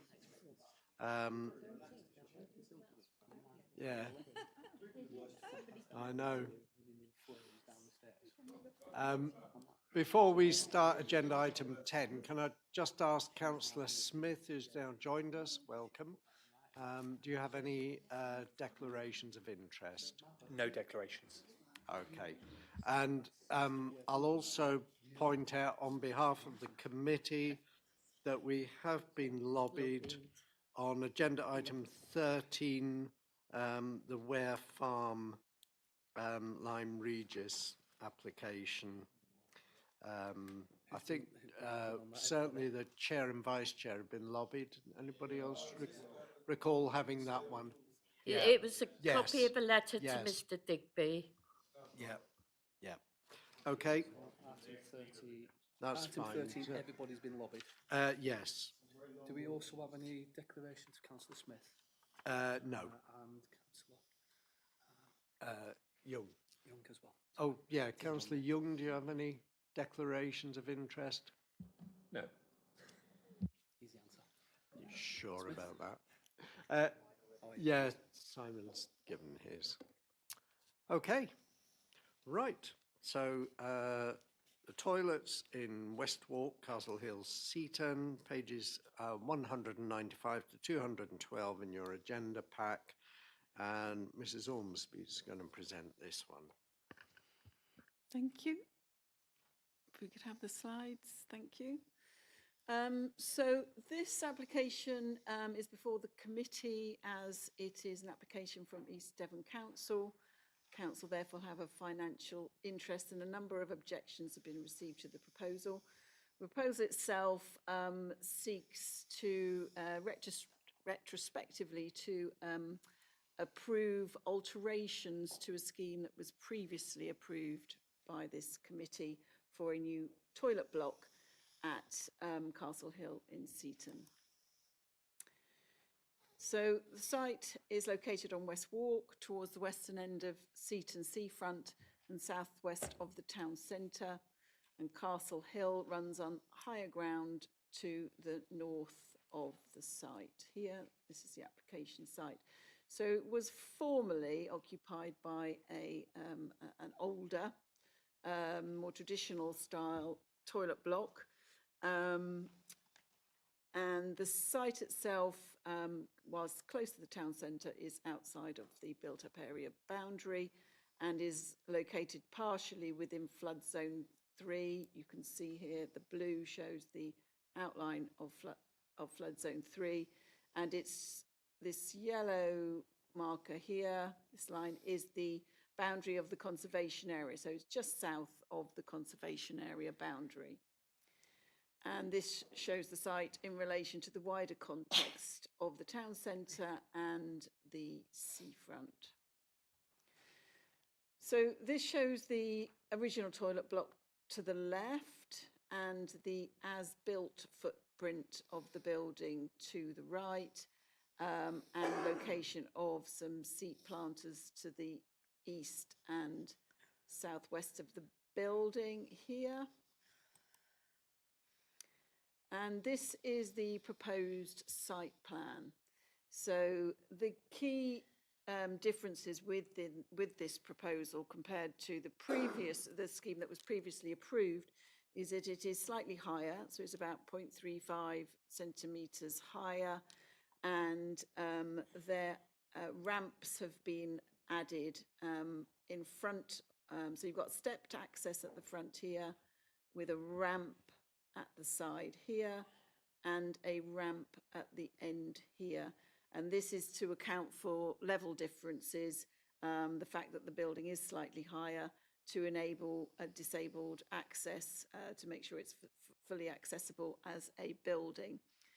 So that's the main changes in terms of the siting. And the proposal as now, as amended, is at the back here, where there's a gap between the building and the existing seawall, is to put some heavy-duty bird netting to cover the level platform between the rear of the building and the gap between the building itself, and also to put in some fencing to prevent access from the sides to the building itself.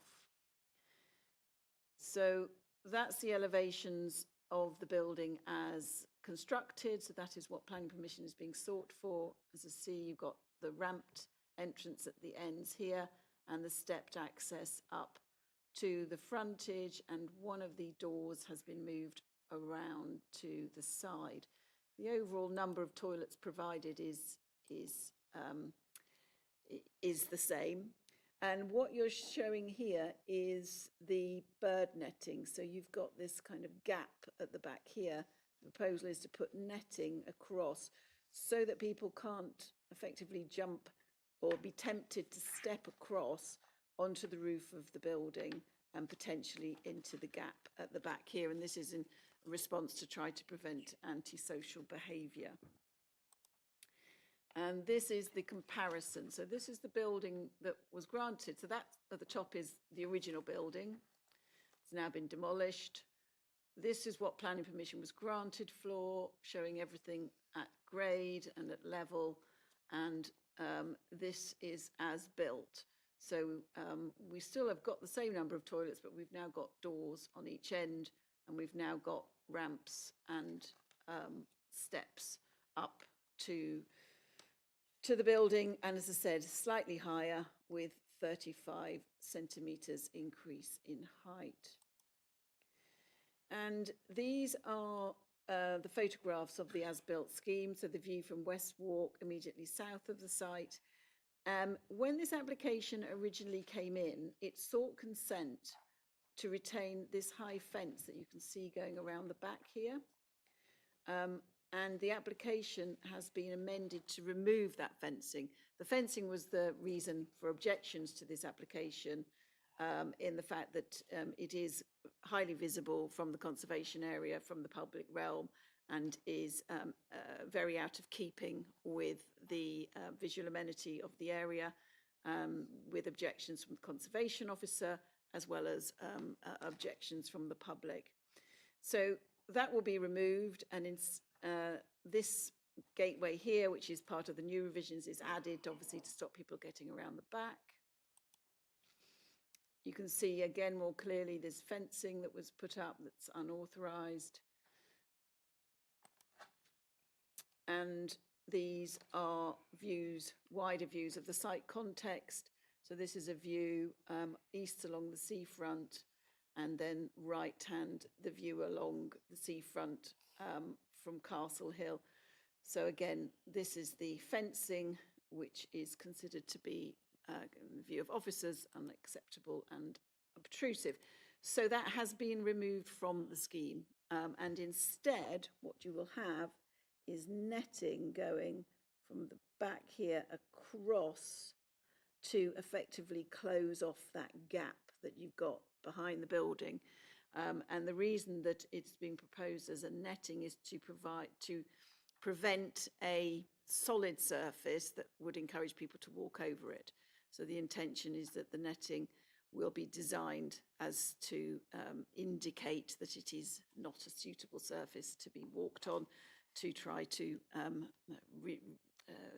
discourage people from using it as a means of getting onto the roof.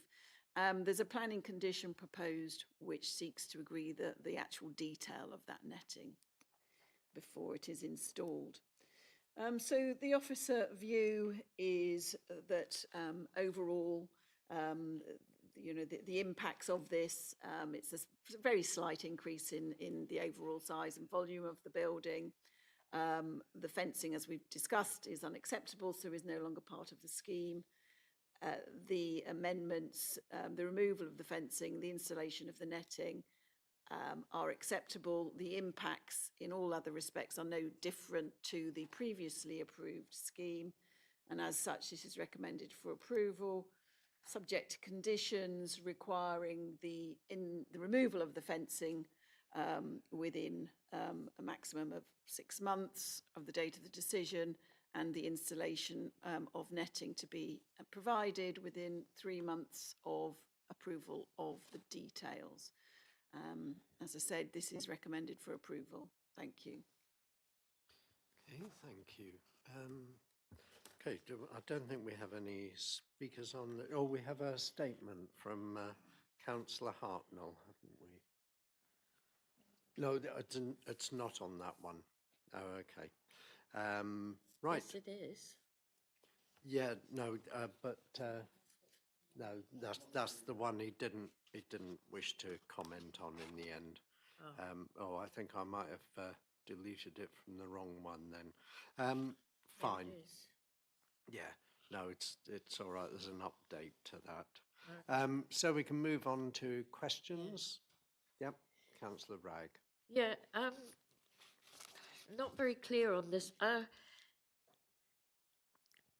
I think last meeting or the one before, there was an application in for a sauna on either Beer or Branscombe Beach, and that was refused, or at least the recommendation was to refuse due to safety on flooding grounds, I think it was. And yet this is partly in a flood risk zone 3, and is being recommended for approval. Also, it does say here, flood risk and ecological matters have been addressed, can be managed by condition. There's nothing in the conditions that refers to that. So could we have some clarification on that, please, and what the difference is between that and the sauna one? Thank you. I think the key difference is that there was toilets here in the first place. Right. So the principle of the use has already been established. Therefore, we wouldn't be addressing the sequential test in this instance. It is also a more permanent, fixed structure. Yeah. And whilst obviously, I think some of the storms recently have indicated that potential for damage, it is a far more fixed and stable building. The scenario with the sauna is effectively it's a building sitting. It could easily float away if it was left in situ. It's a new use, the situation at Beer, which is obviously quite different to this, where you've got an established long-term use on the site, plus the actual circumstances of the nature of the flooding are always taken from site to site. Again, the nature of the flooding, that tidal fluvial flooding, fluvial flooding and tidal flooding combination at the Beer situation was again quite materially different to the type of flood risk in this situation. So that is why this one was deemed acceptable, notwithstanding its location. Thank you. Councillor Barlow. Well, Vice Chair has asked a question that obviously I was going to put to. I just think for consistency's sake, we couldn't manage the previous one, and it was in Branscombe, not Beer. We couldn't manage the previous one by conditions. It was impossible to do that. And yet here we are saying we can do that with this one. And I would argue that because it's a permanent thing and that it is not manned all the time when there are people on it, I think it smacks of us being different to business. It's almost like we're against business. I accept that there were toilets there previously, but we've changed it now. You've now got access on the far end of the toilets. And if you look at the pictures that were up earlier, old building, nice looking, changed, looked different. Then we've changed it again. Doesn't look as nice now.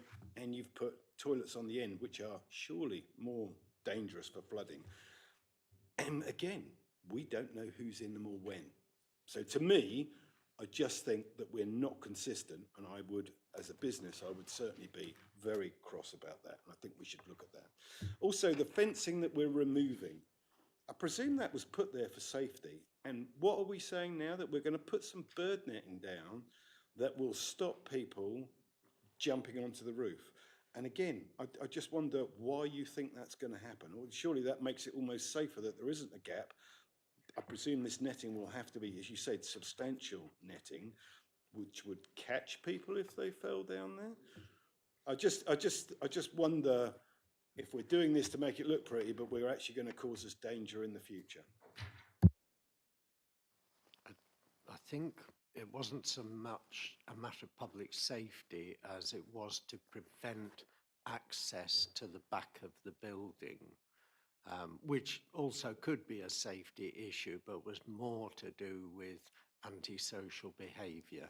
And I'll also say, in reference to the beer one, we are comparing chalk and cheese here, as I think Mrs. Ormsby has outlined. And whatever the public perception, I wouldn't like people to go away with the idea that because we refused that and are approving this one, that we're somehow anti-business. There were good reasons why this application has come forward for approval, given that there was already a building on the site, the use has been established, and it's also a more permanent building and people are likely to be in it for shorter periods of time. It's also been raised by a foot, so that also is going to make it a little less susceptible to flooding, I'd have thought. Just one point on that, Chair. The only way for the disabled to be able to get out of that is to go out, down a ramp, onto the seafront, into the main A3 flooding zone, the bad bit between the building and the sea, and then back up and around. Yeah, I get that. The thing is, if there's that much flooding, they're probably not going to be there in the first place. It's the not. same argument was made at Branscombe, that if it was flooding that much, you wouldn't think anyone would be there, and it was constantly manned. I'm not arguing about that. I'm just saying that from consistency point of view, I think, if we can't make conditions on one, why can we make conditions on this one that is acceptable? Well, I think Mrs. Ormsby's already answered that question, so I won't ask her to answer it again. Do you just want to explain again, Wendy, the reasons why the fencing was removed and why the bird netting is considered to be acceptable? So my understanding of the reason why the fence was put up in the first place, talking to our Estates Department about it, was that they'd seen comments from the police architectural liaison officer raising concerns about the fact that there was a gap behind the building and whether, people might try to get behind it and in terms of concern about antisocial behaviour. So they obviously put the gates at either side, which obviously is the easy bit, it stops people coming around the side, but they then were concerned that people might then try to either jump down or might actually try, because it's now a flatter roof, try to access the roof of the building. Hence they put the fence up. We try to, obviously what has been suggested now is a solution, because the fence is, in the view of the planning officers, unacceptable, and we would not be recommending to committee that the scheme be approved if that fence was there, because it's very visually intrusive, adversely impacting on the conservation area. So the netting was a sort of an alternative solution that would mean people could not jump down into the space because it is sealed off by this netting. But the reason that it's netting and not, for example, like a steel mesh, is because if it was a steel mesh, it would make it, anybody who wanted to go onto the roof would feel that that was a secure material on which to step onto to get onto the roof. By doing it as netting, the intention is that it would deter people. It would not provide that level of confidence that it was something safe that they could step onto to get onto the roof. So that was the reasoning that the application was amended in this way, to try to minimise, to reduce the potential for access to the space behind and onto the roof, to manage antisocial behaviour. It's not a general public safety matter, because ordinarily there is no there is no safety risk to anybody just walking along the road behind it on the footpath on Castle Hill. It's only an issue if anybody was trying to seek to sort of entry to that private roof or the land behind.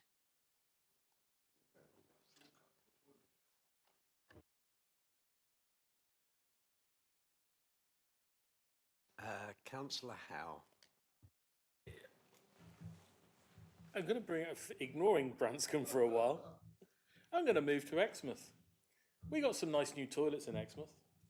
And in them, not in a flood zone, as I understand, or probably are though, but not as bad as this, a lady, I understand, got stuck and was in there for quite a few hours until the fire brigade got her out. How is our risk assessment allowing for that? Because at present, I don't understand that it's been fixed, the issue.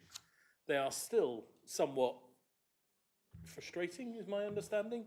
The locks, they're not certain, and you can get locked in. And that's just one of the issues. I'm sitting here going, this seems wrong. You know, and we got a chance to correct a mistake we've made.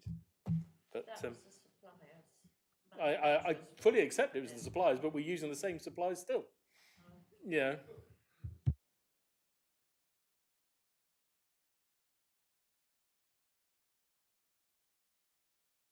Mrs. Ormsby. I understand, and I was aware of that situation. I think that's something that the operators of the toilet, which is obviously outside of planning, need to be aware of to make sure that those toilets are functioning as they should. But I think we need to bear in mind that what we have granted permission for some toilets of a very similar design. What we're being asked to consider today is in the changes, have any of the changes that have been undertaken materially changed that scheme to the extent that it is now unacceptable. It's now actually raised, so from a flood risk perspective, it's actually slightly higher. So any flood risk issues are better in this issue, arguably, than with the previous schemes. I hear the points that Councillor Barlow made about the disabled access, but there were disabled toilets in the previous scheme. They went on to the, they're all accessed from that same sort of seafront element. It's just that there's end accesses or front accesses. Ultimately, the route to the toilets is going to be the same. It's just that you're accessing from either end. So if we can have the plans up, please.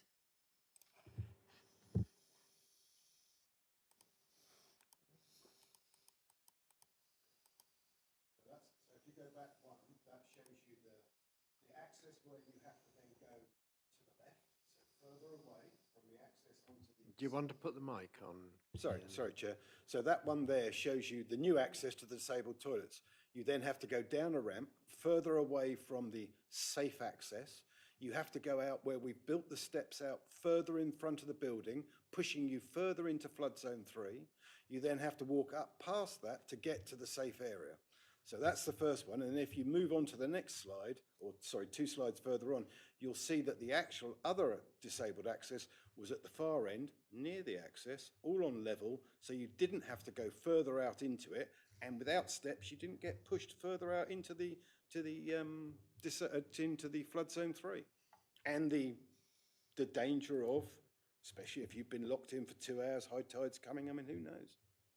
I'm being a little bit devilment here because I do think that we are not consistent in the way that we can, we believe, sort out a flood prevention that is acceptable, and we can do that with condition that we couldn't do with a Branscombe one that was being manned when anyone was in it, whereas these are not manned when anyone is in it. And you're not telling me that we can rely on our officers making sure that if there is a tidal, just because it's being booked in, are we going to lock all the toilets all the time? You know, I just think that if we can't do it for one, how can you possibly grant permission for something where you're saying that in the other one that was manned, you cannot do conditions to sort the problem out?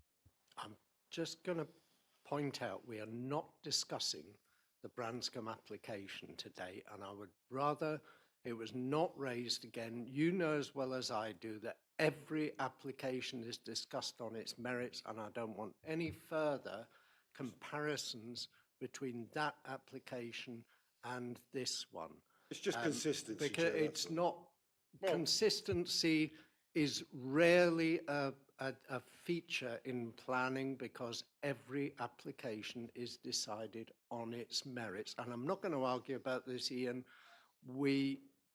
I have ruled that we are not going to discuss an application that has already been ruled on any further. I totally agree, Chair. I will not discuss it again.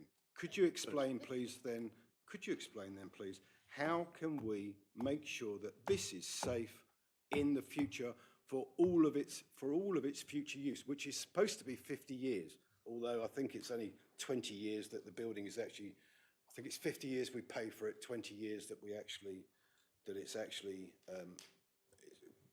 going to be useful for. I think Mrs. Ormsby's already explained this. There was an existing toilet there already.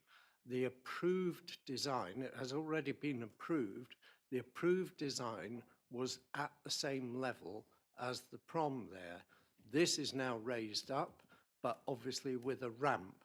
So there is no material change to how disabled people would get in or out. No, because yes, there's a ramp, but it makes no material difference whether they access it directly from street level or indirectly, except that in the event of a flood, they could stay 1 foot higher up and wait for help to arrive.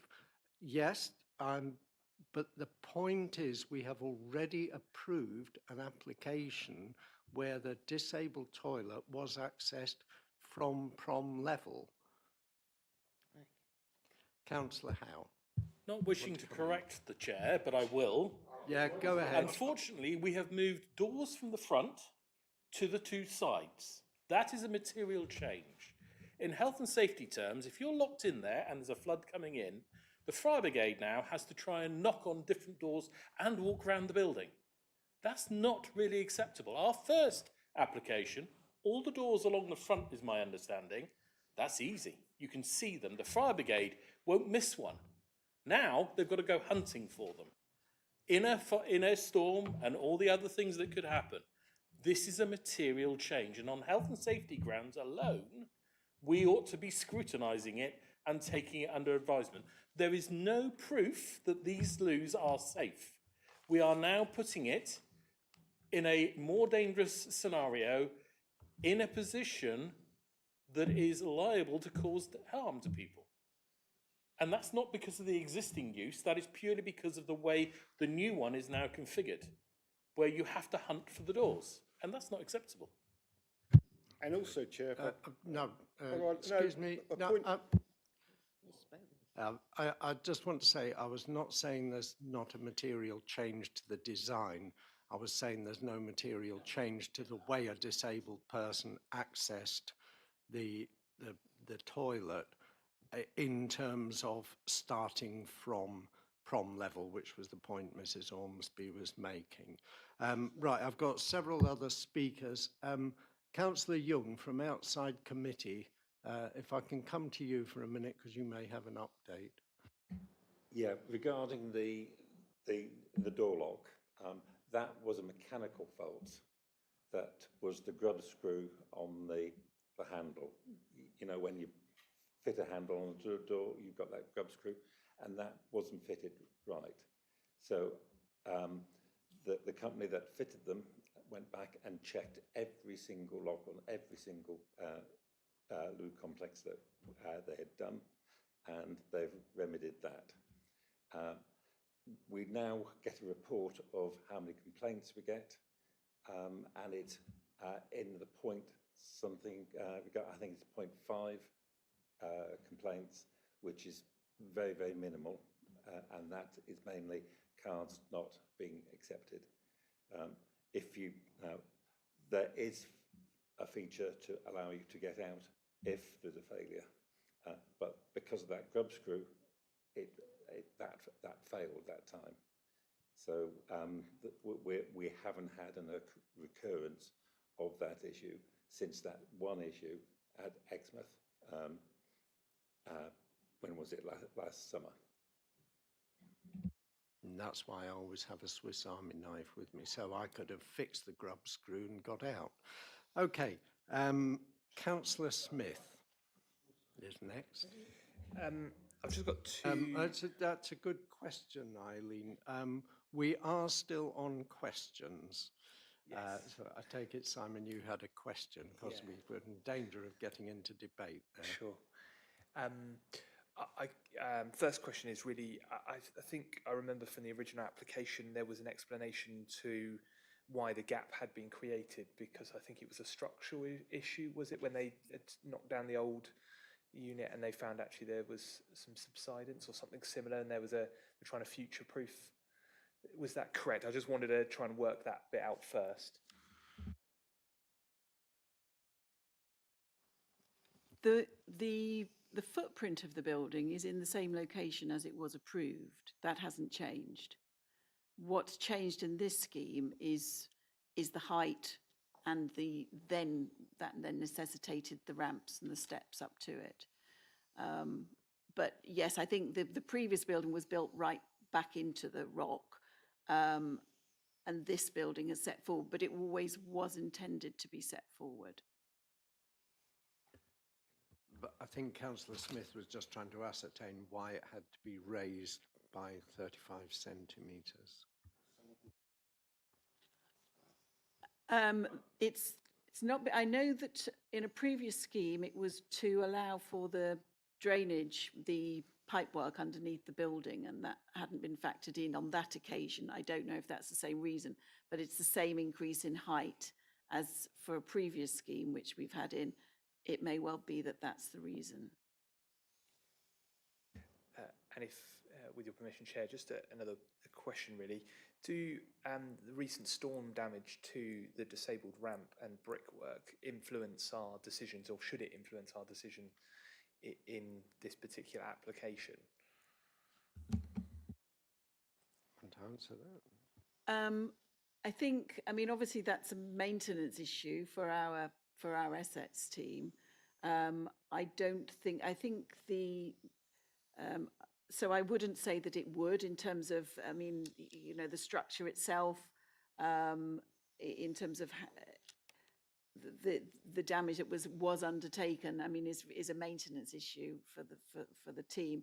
I think the key thing we're looking at is, to what extent have the changes to this scheme, do they lead to any greater, and it's been raised by Councillor Barlow, for example, does it actually increase flood risk as a consequence of the development compared to what was previously approved?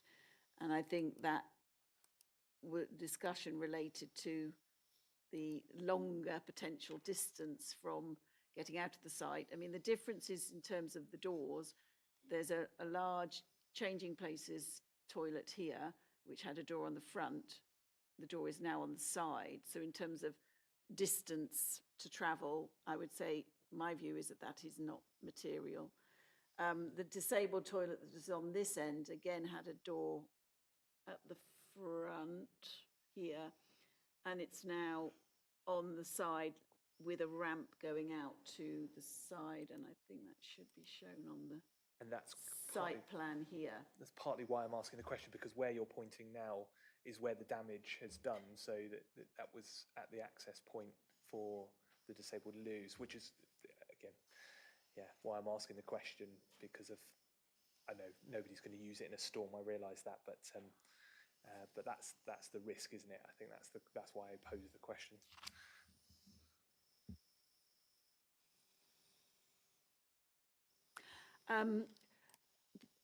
Yes, I acknowledge that there was some damage. Obviously the storms we've had were very intense, obviously, but they happen from time to time.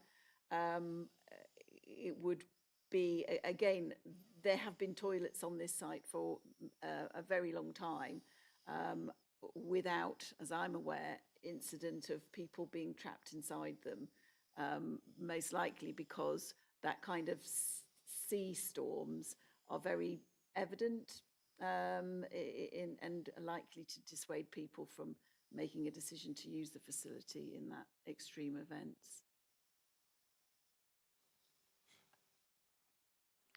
Okay. Next, I've got Councillor Hunt. Thank you very much, Chair.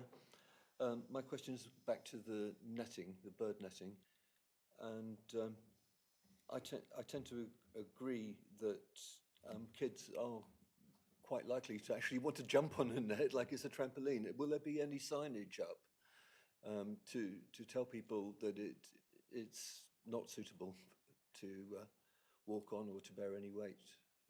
It's a danger warning of any kind for the netting? Doesn't form part of the planning application, although I would imagine that as the council, as owners of the building, if they felt that that was an appropriate thing to do, a discrete sign just pointing out that it is not load bearing and danger for anybody to step on it would probably be a sensible thing to do. Thank you. Okay. Is that another question, Ian? Okay. Well, it's a correction, and again, I'm not. Well, is it a question or isn't? Yeah, it is a question. It is a question. Do you agree? Do you agree that not only is the disabled toilets having to go further to the west, away from safety, and then having to go around at least 6 foot closer to the edge of the esplanade because of the steps that are coming out? So do we agree that we are putting people in more risk than previously? I would agree that yes, there is an element of greater risk. Is the risk significant enough to justify refusing planning permission? My view would be no, but I do agree that there is a greater risk. Sorry, I'm not an expert on flooding. I always thought that flood zone 3, because I remember I've been here before, and I know we're not looking to compare this to anything else, but I was told that was I personally happy to bring a decision for putting something in flood zone 3 for the duration of its building, and the risk was I going to take personal responsibility. So are we saying as a council, we are happy to take that personal responsibility?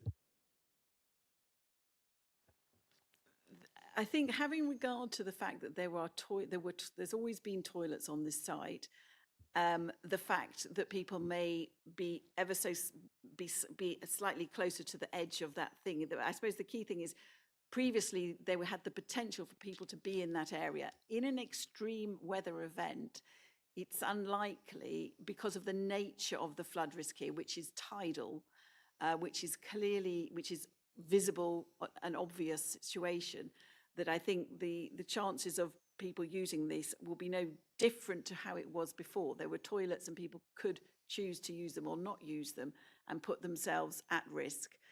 If there were no toilets here previously, I think we'd be looking much more, the approach would be different. We would be looking at the sequential test. There were toilets. We have approved a further set of toilets in this exact situation. Does the presence of the steps, which effectively force people to walk closer to the edge of that walkway, so significantly change the risk to users as to justify refusing planning permission? The officer view is no, it is not so significant as to justify refusal of planning permission. Thank you, Chair. Yeah. Okay, I think we've finished with questions. No, just like to make a comment that there are parts of Exmouth Town Centre which are below sea level, so obviously at risk, and there's one whole area which is in flood risk. So there's about 500 homes there. Because of that, we had coastal defence built. That's the colony area, and there are people who can't get insurance on their properties because of it, but they haven't flooded, not since 1960. We didn't build that yesterday, though, did we? And we didn't give it permission now. No. Okay, well, let's not start having tit for tat. Debate. Councillor Howe. Right, I'll start with the material thing, the netting, the future netting. I am totally anti bird-proof netting, particularly plastics of any kind. As such, if this is recommended as a netting that can increase pollution, harm to animals, birds in this case, or anything else, I am totally against it. We should not be putting plastics directly close to our beach. It's just ridiculous. It's totally anti-green on every shape and form. I don't think you're even allowed to install bird netting anymore. I've got a funny feeling if it's not banned, it's going to be or something. There is a strict condition and everything else on it. And we, as a council, are proposing putting it in one of the worst places. So I'm against it straight away on that front. Now, if we put steel or some other material that is not harmful to wildlife and everything else and the environment, then possibly, but I will not allow plastics of any kind. Okay. Any other speakers? Ian, Councillor Barker. I can see we need the toilets there. They're going to be passed. I just think that we are. I think it looks very unprofessional. The plans have changed straight away. You're now putting something that, if it had been put forward in the first place, would we have passed it? Or would we have pointed out these things that actually this is more dangerous? This is more dangerous. And you are pushing people further forward. Would we have passed it? You know, we're in a position now where it's our building, so therefore we've got to pass it. I should wait and listen to what other people say. I'm not sure there's many other people wishing to comment on this one. Okay. Yeah, Mrs. Ormsby. Just to say that, picking up on the comment from Councillor Howe about the materials, so condition 3 does require for further details of the netting, and I think the condition does. I think we could potentially remove the word bird from the description. I think that was included really just to give an idea of the sort of thing that was proposed. So I think we can delete the word bird, heavy duty netting, and note the comments about it not being plastic, and that we should consider the environmental impacts should the netting obviously come free, come loose and get into the environment. Can I? Yeah, I mean, it seems to me it's almost certainly going to be polypropylene, isn't it? It's not going to be sisal or something like that, which would need replacing about every couple of years. I mean, thank you for that, Ms. Ormsby. Yes, I did understand the condition and everything else. In fact, I would require the words "no plastics of any kind" and suggest metal as a replacement. I don't think we should leave it as open as that, and I think we should be actually demanding higher welfare standards for our environment rather than lower, being as this is a mess up that is internally made. We shouldn't be just allowing them as a retrospective get away with it. This needs to be dealt with properly and with the highest welfare standards of our environment in its case. So I will not support any wording that still allows a plastic material to be used. And I feel, in fact, I'd recommend that if we actually do go forward and propose this, then a metal or other similar material should be used. No plastics of any shape or form. Yeah, they could just use fencing mesh there. I think that the fear was that people would then feel inclined to walk on that. But I think the concern was more about access to the rear of the building in any case, rather than people getting onto the roof, which is going to be pretty public, isn't it? Whereas behind the toilet block, obviously, they would be out of sight and there would be no public surveillance of that. Yeah, I'm inclined to support that, Mike, and stipulate that it's some kind of wire mesh that is used. Can we do that? I think there is a genuine concern from the operator about access to the roof as well as behind.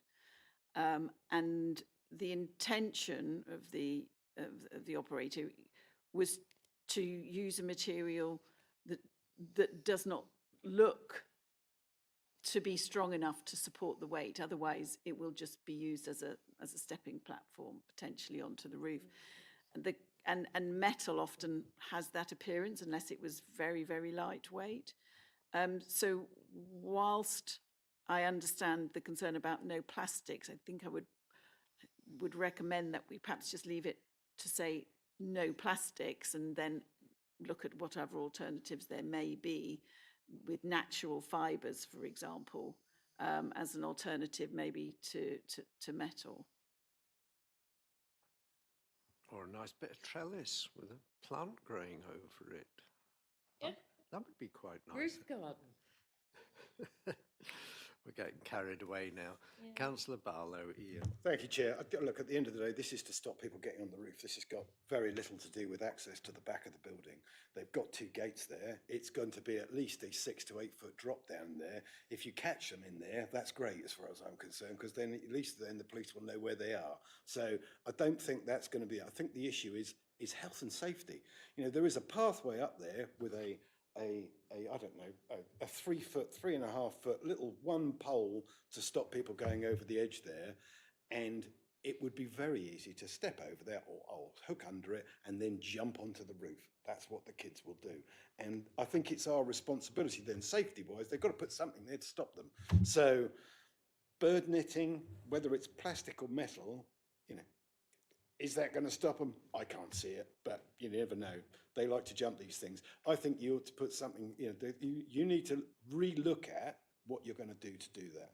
So if we're going to pass this today, I think the conditions you want to be putting in there is that we need to, with the ward member or a ward member, chair and vice chair of planning, or somebody else, to look at how are you going to stop the kids getting, sorry, not just kids, but people jumping onto the roof or access to the back. And also, what are you going to do to ensure the safety of people in those buildings? That if there is a storm with a high tide at certain things, what conditions are we going to be putting down that need to be agreed and put down rigorously so that there is no chance? So in other words, those toilets are locked if it is a high tide with a storm that is named. So you need to do a little bit more thought about it. I'm happy to leave it to the chair, vice chair and a ward member. And on that basis, I would recommend approval because otherwise we'll miss lunch.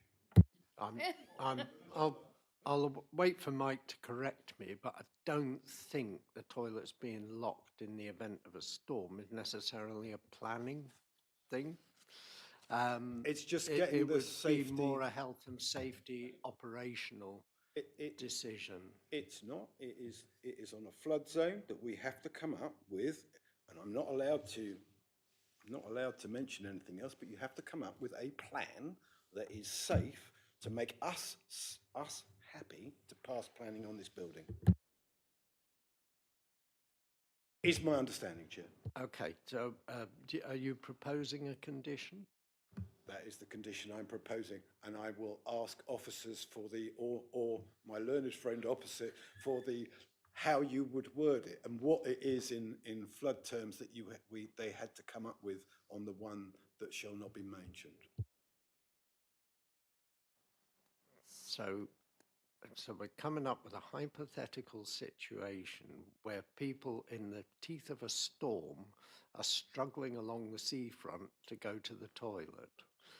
Well, this is the ridiculousness of flooding. I just wonder if, you know, the 0.01% probability here is worth putting in a planning condition for. Well, that's for, do you know what? That's for most of flooding issues.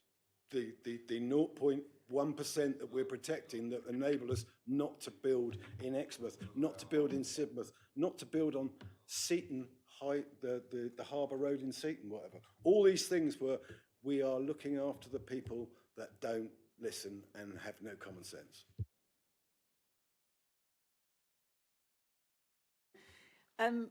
So I think we do need to, again, focus on this one particular application, not be looking at comparisons with, for example, permanent residential buildings which are occupied 24/7 by very sensible people, but it doesn't nevertheless put them out of risk.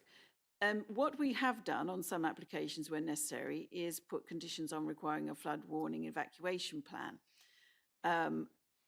That is an option. Again, it's looking at, is it necessary to make the development acceptable? Obviously, one of the tests of planning conditions, and is it reasonable? The toilets are operated by East Devon Council.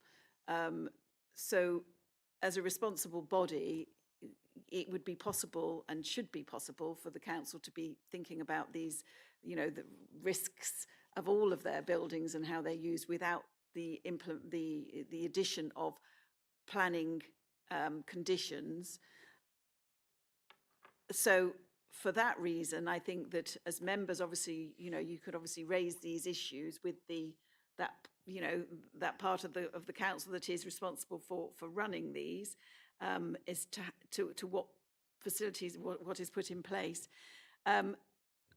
If you feel that you want to put such a condition on, then you would again need to consider whether or not this scheme is so different from the scheme that the council's already approved without that requirement as to justify it.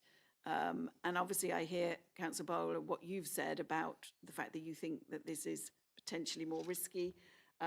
Looking at the flood plan here, the front of the building was always going to be in flood zone 3, with or without the ramps and the steps.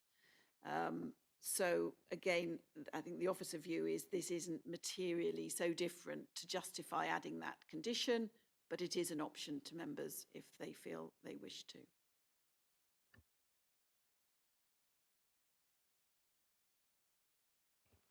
Councillor Levine. It was wonderful listening, but what I can't see is how you can put conditions to stop people being stupid. There will always be somebody there. We can't do that. I agree with Councillor Howe about the plastic, but that's about it. For the rest, people went swimming out on Exmouth Beach during Christmas. In Yorkshire, against all advice. We can't legislate or condition every stupid action by our residents. Okay. We've really got bogged down with all this. Don't start, Eileen, on the toilet puns, because I assure you she has got a bowl full of them. Anyway,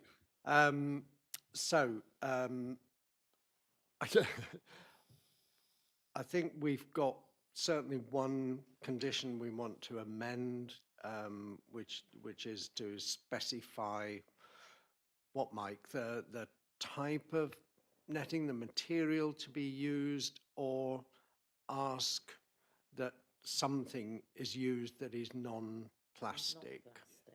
Yeah, so we can specify that whatever material is used, that it is non-plastic. And I think, do we need a flood risk evacuation scheme? I would have thought that, in the event that the fire service did have to get somebody out of there in the event of a storm, that there will be procedures in existence for that already, and we probably don't need to condition that. So if everybody's happy, I suggest we do it with the condition specifying no use of plastic for the netting, and if that's a problem, then they may have to come back with an alternative, which could be determined by the ward member and the chair. And also removing the word bird from that condition, just heavy duty netting. Yeah. I think it's, I was going to say red herring, but we'll be into fish netting soon. Okay, so with that condition then, removing bird from the netting and specifying that it must be non-plastic. And thank you, Councillor Howe, for that. Then are we happy to, have we got a recommendation yet, Mike? No. Yeah, well, okay, I could do that. I can propose from the chair that we accept the officer's recommendation to approve with that amended condition. So, all in favour?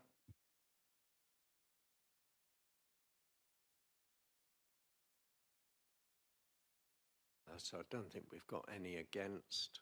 We don't have any abstentions. I thought you had your hand up. No, they didn't. Oh, No, they my didn't. apologies. 5, 6 then. Yeah, I thought I counted 7. So you're abstaining. So we had 6 in support, no against, and 2 abstentions. Yeah. Yes. Okay. That's carried, Chair. Yeah. Okay. In that case, we can break for lunch. And yeah, are we okay for 1:30 to reconvene? Okay. Yeah. I think the earlier we get on, the sooner we've got a chance of getting back before the flooding gets too bad. There's more rain forecast from 3 o'clock, I believe.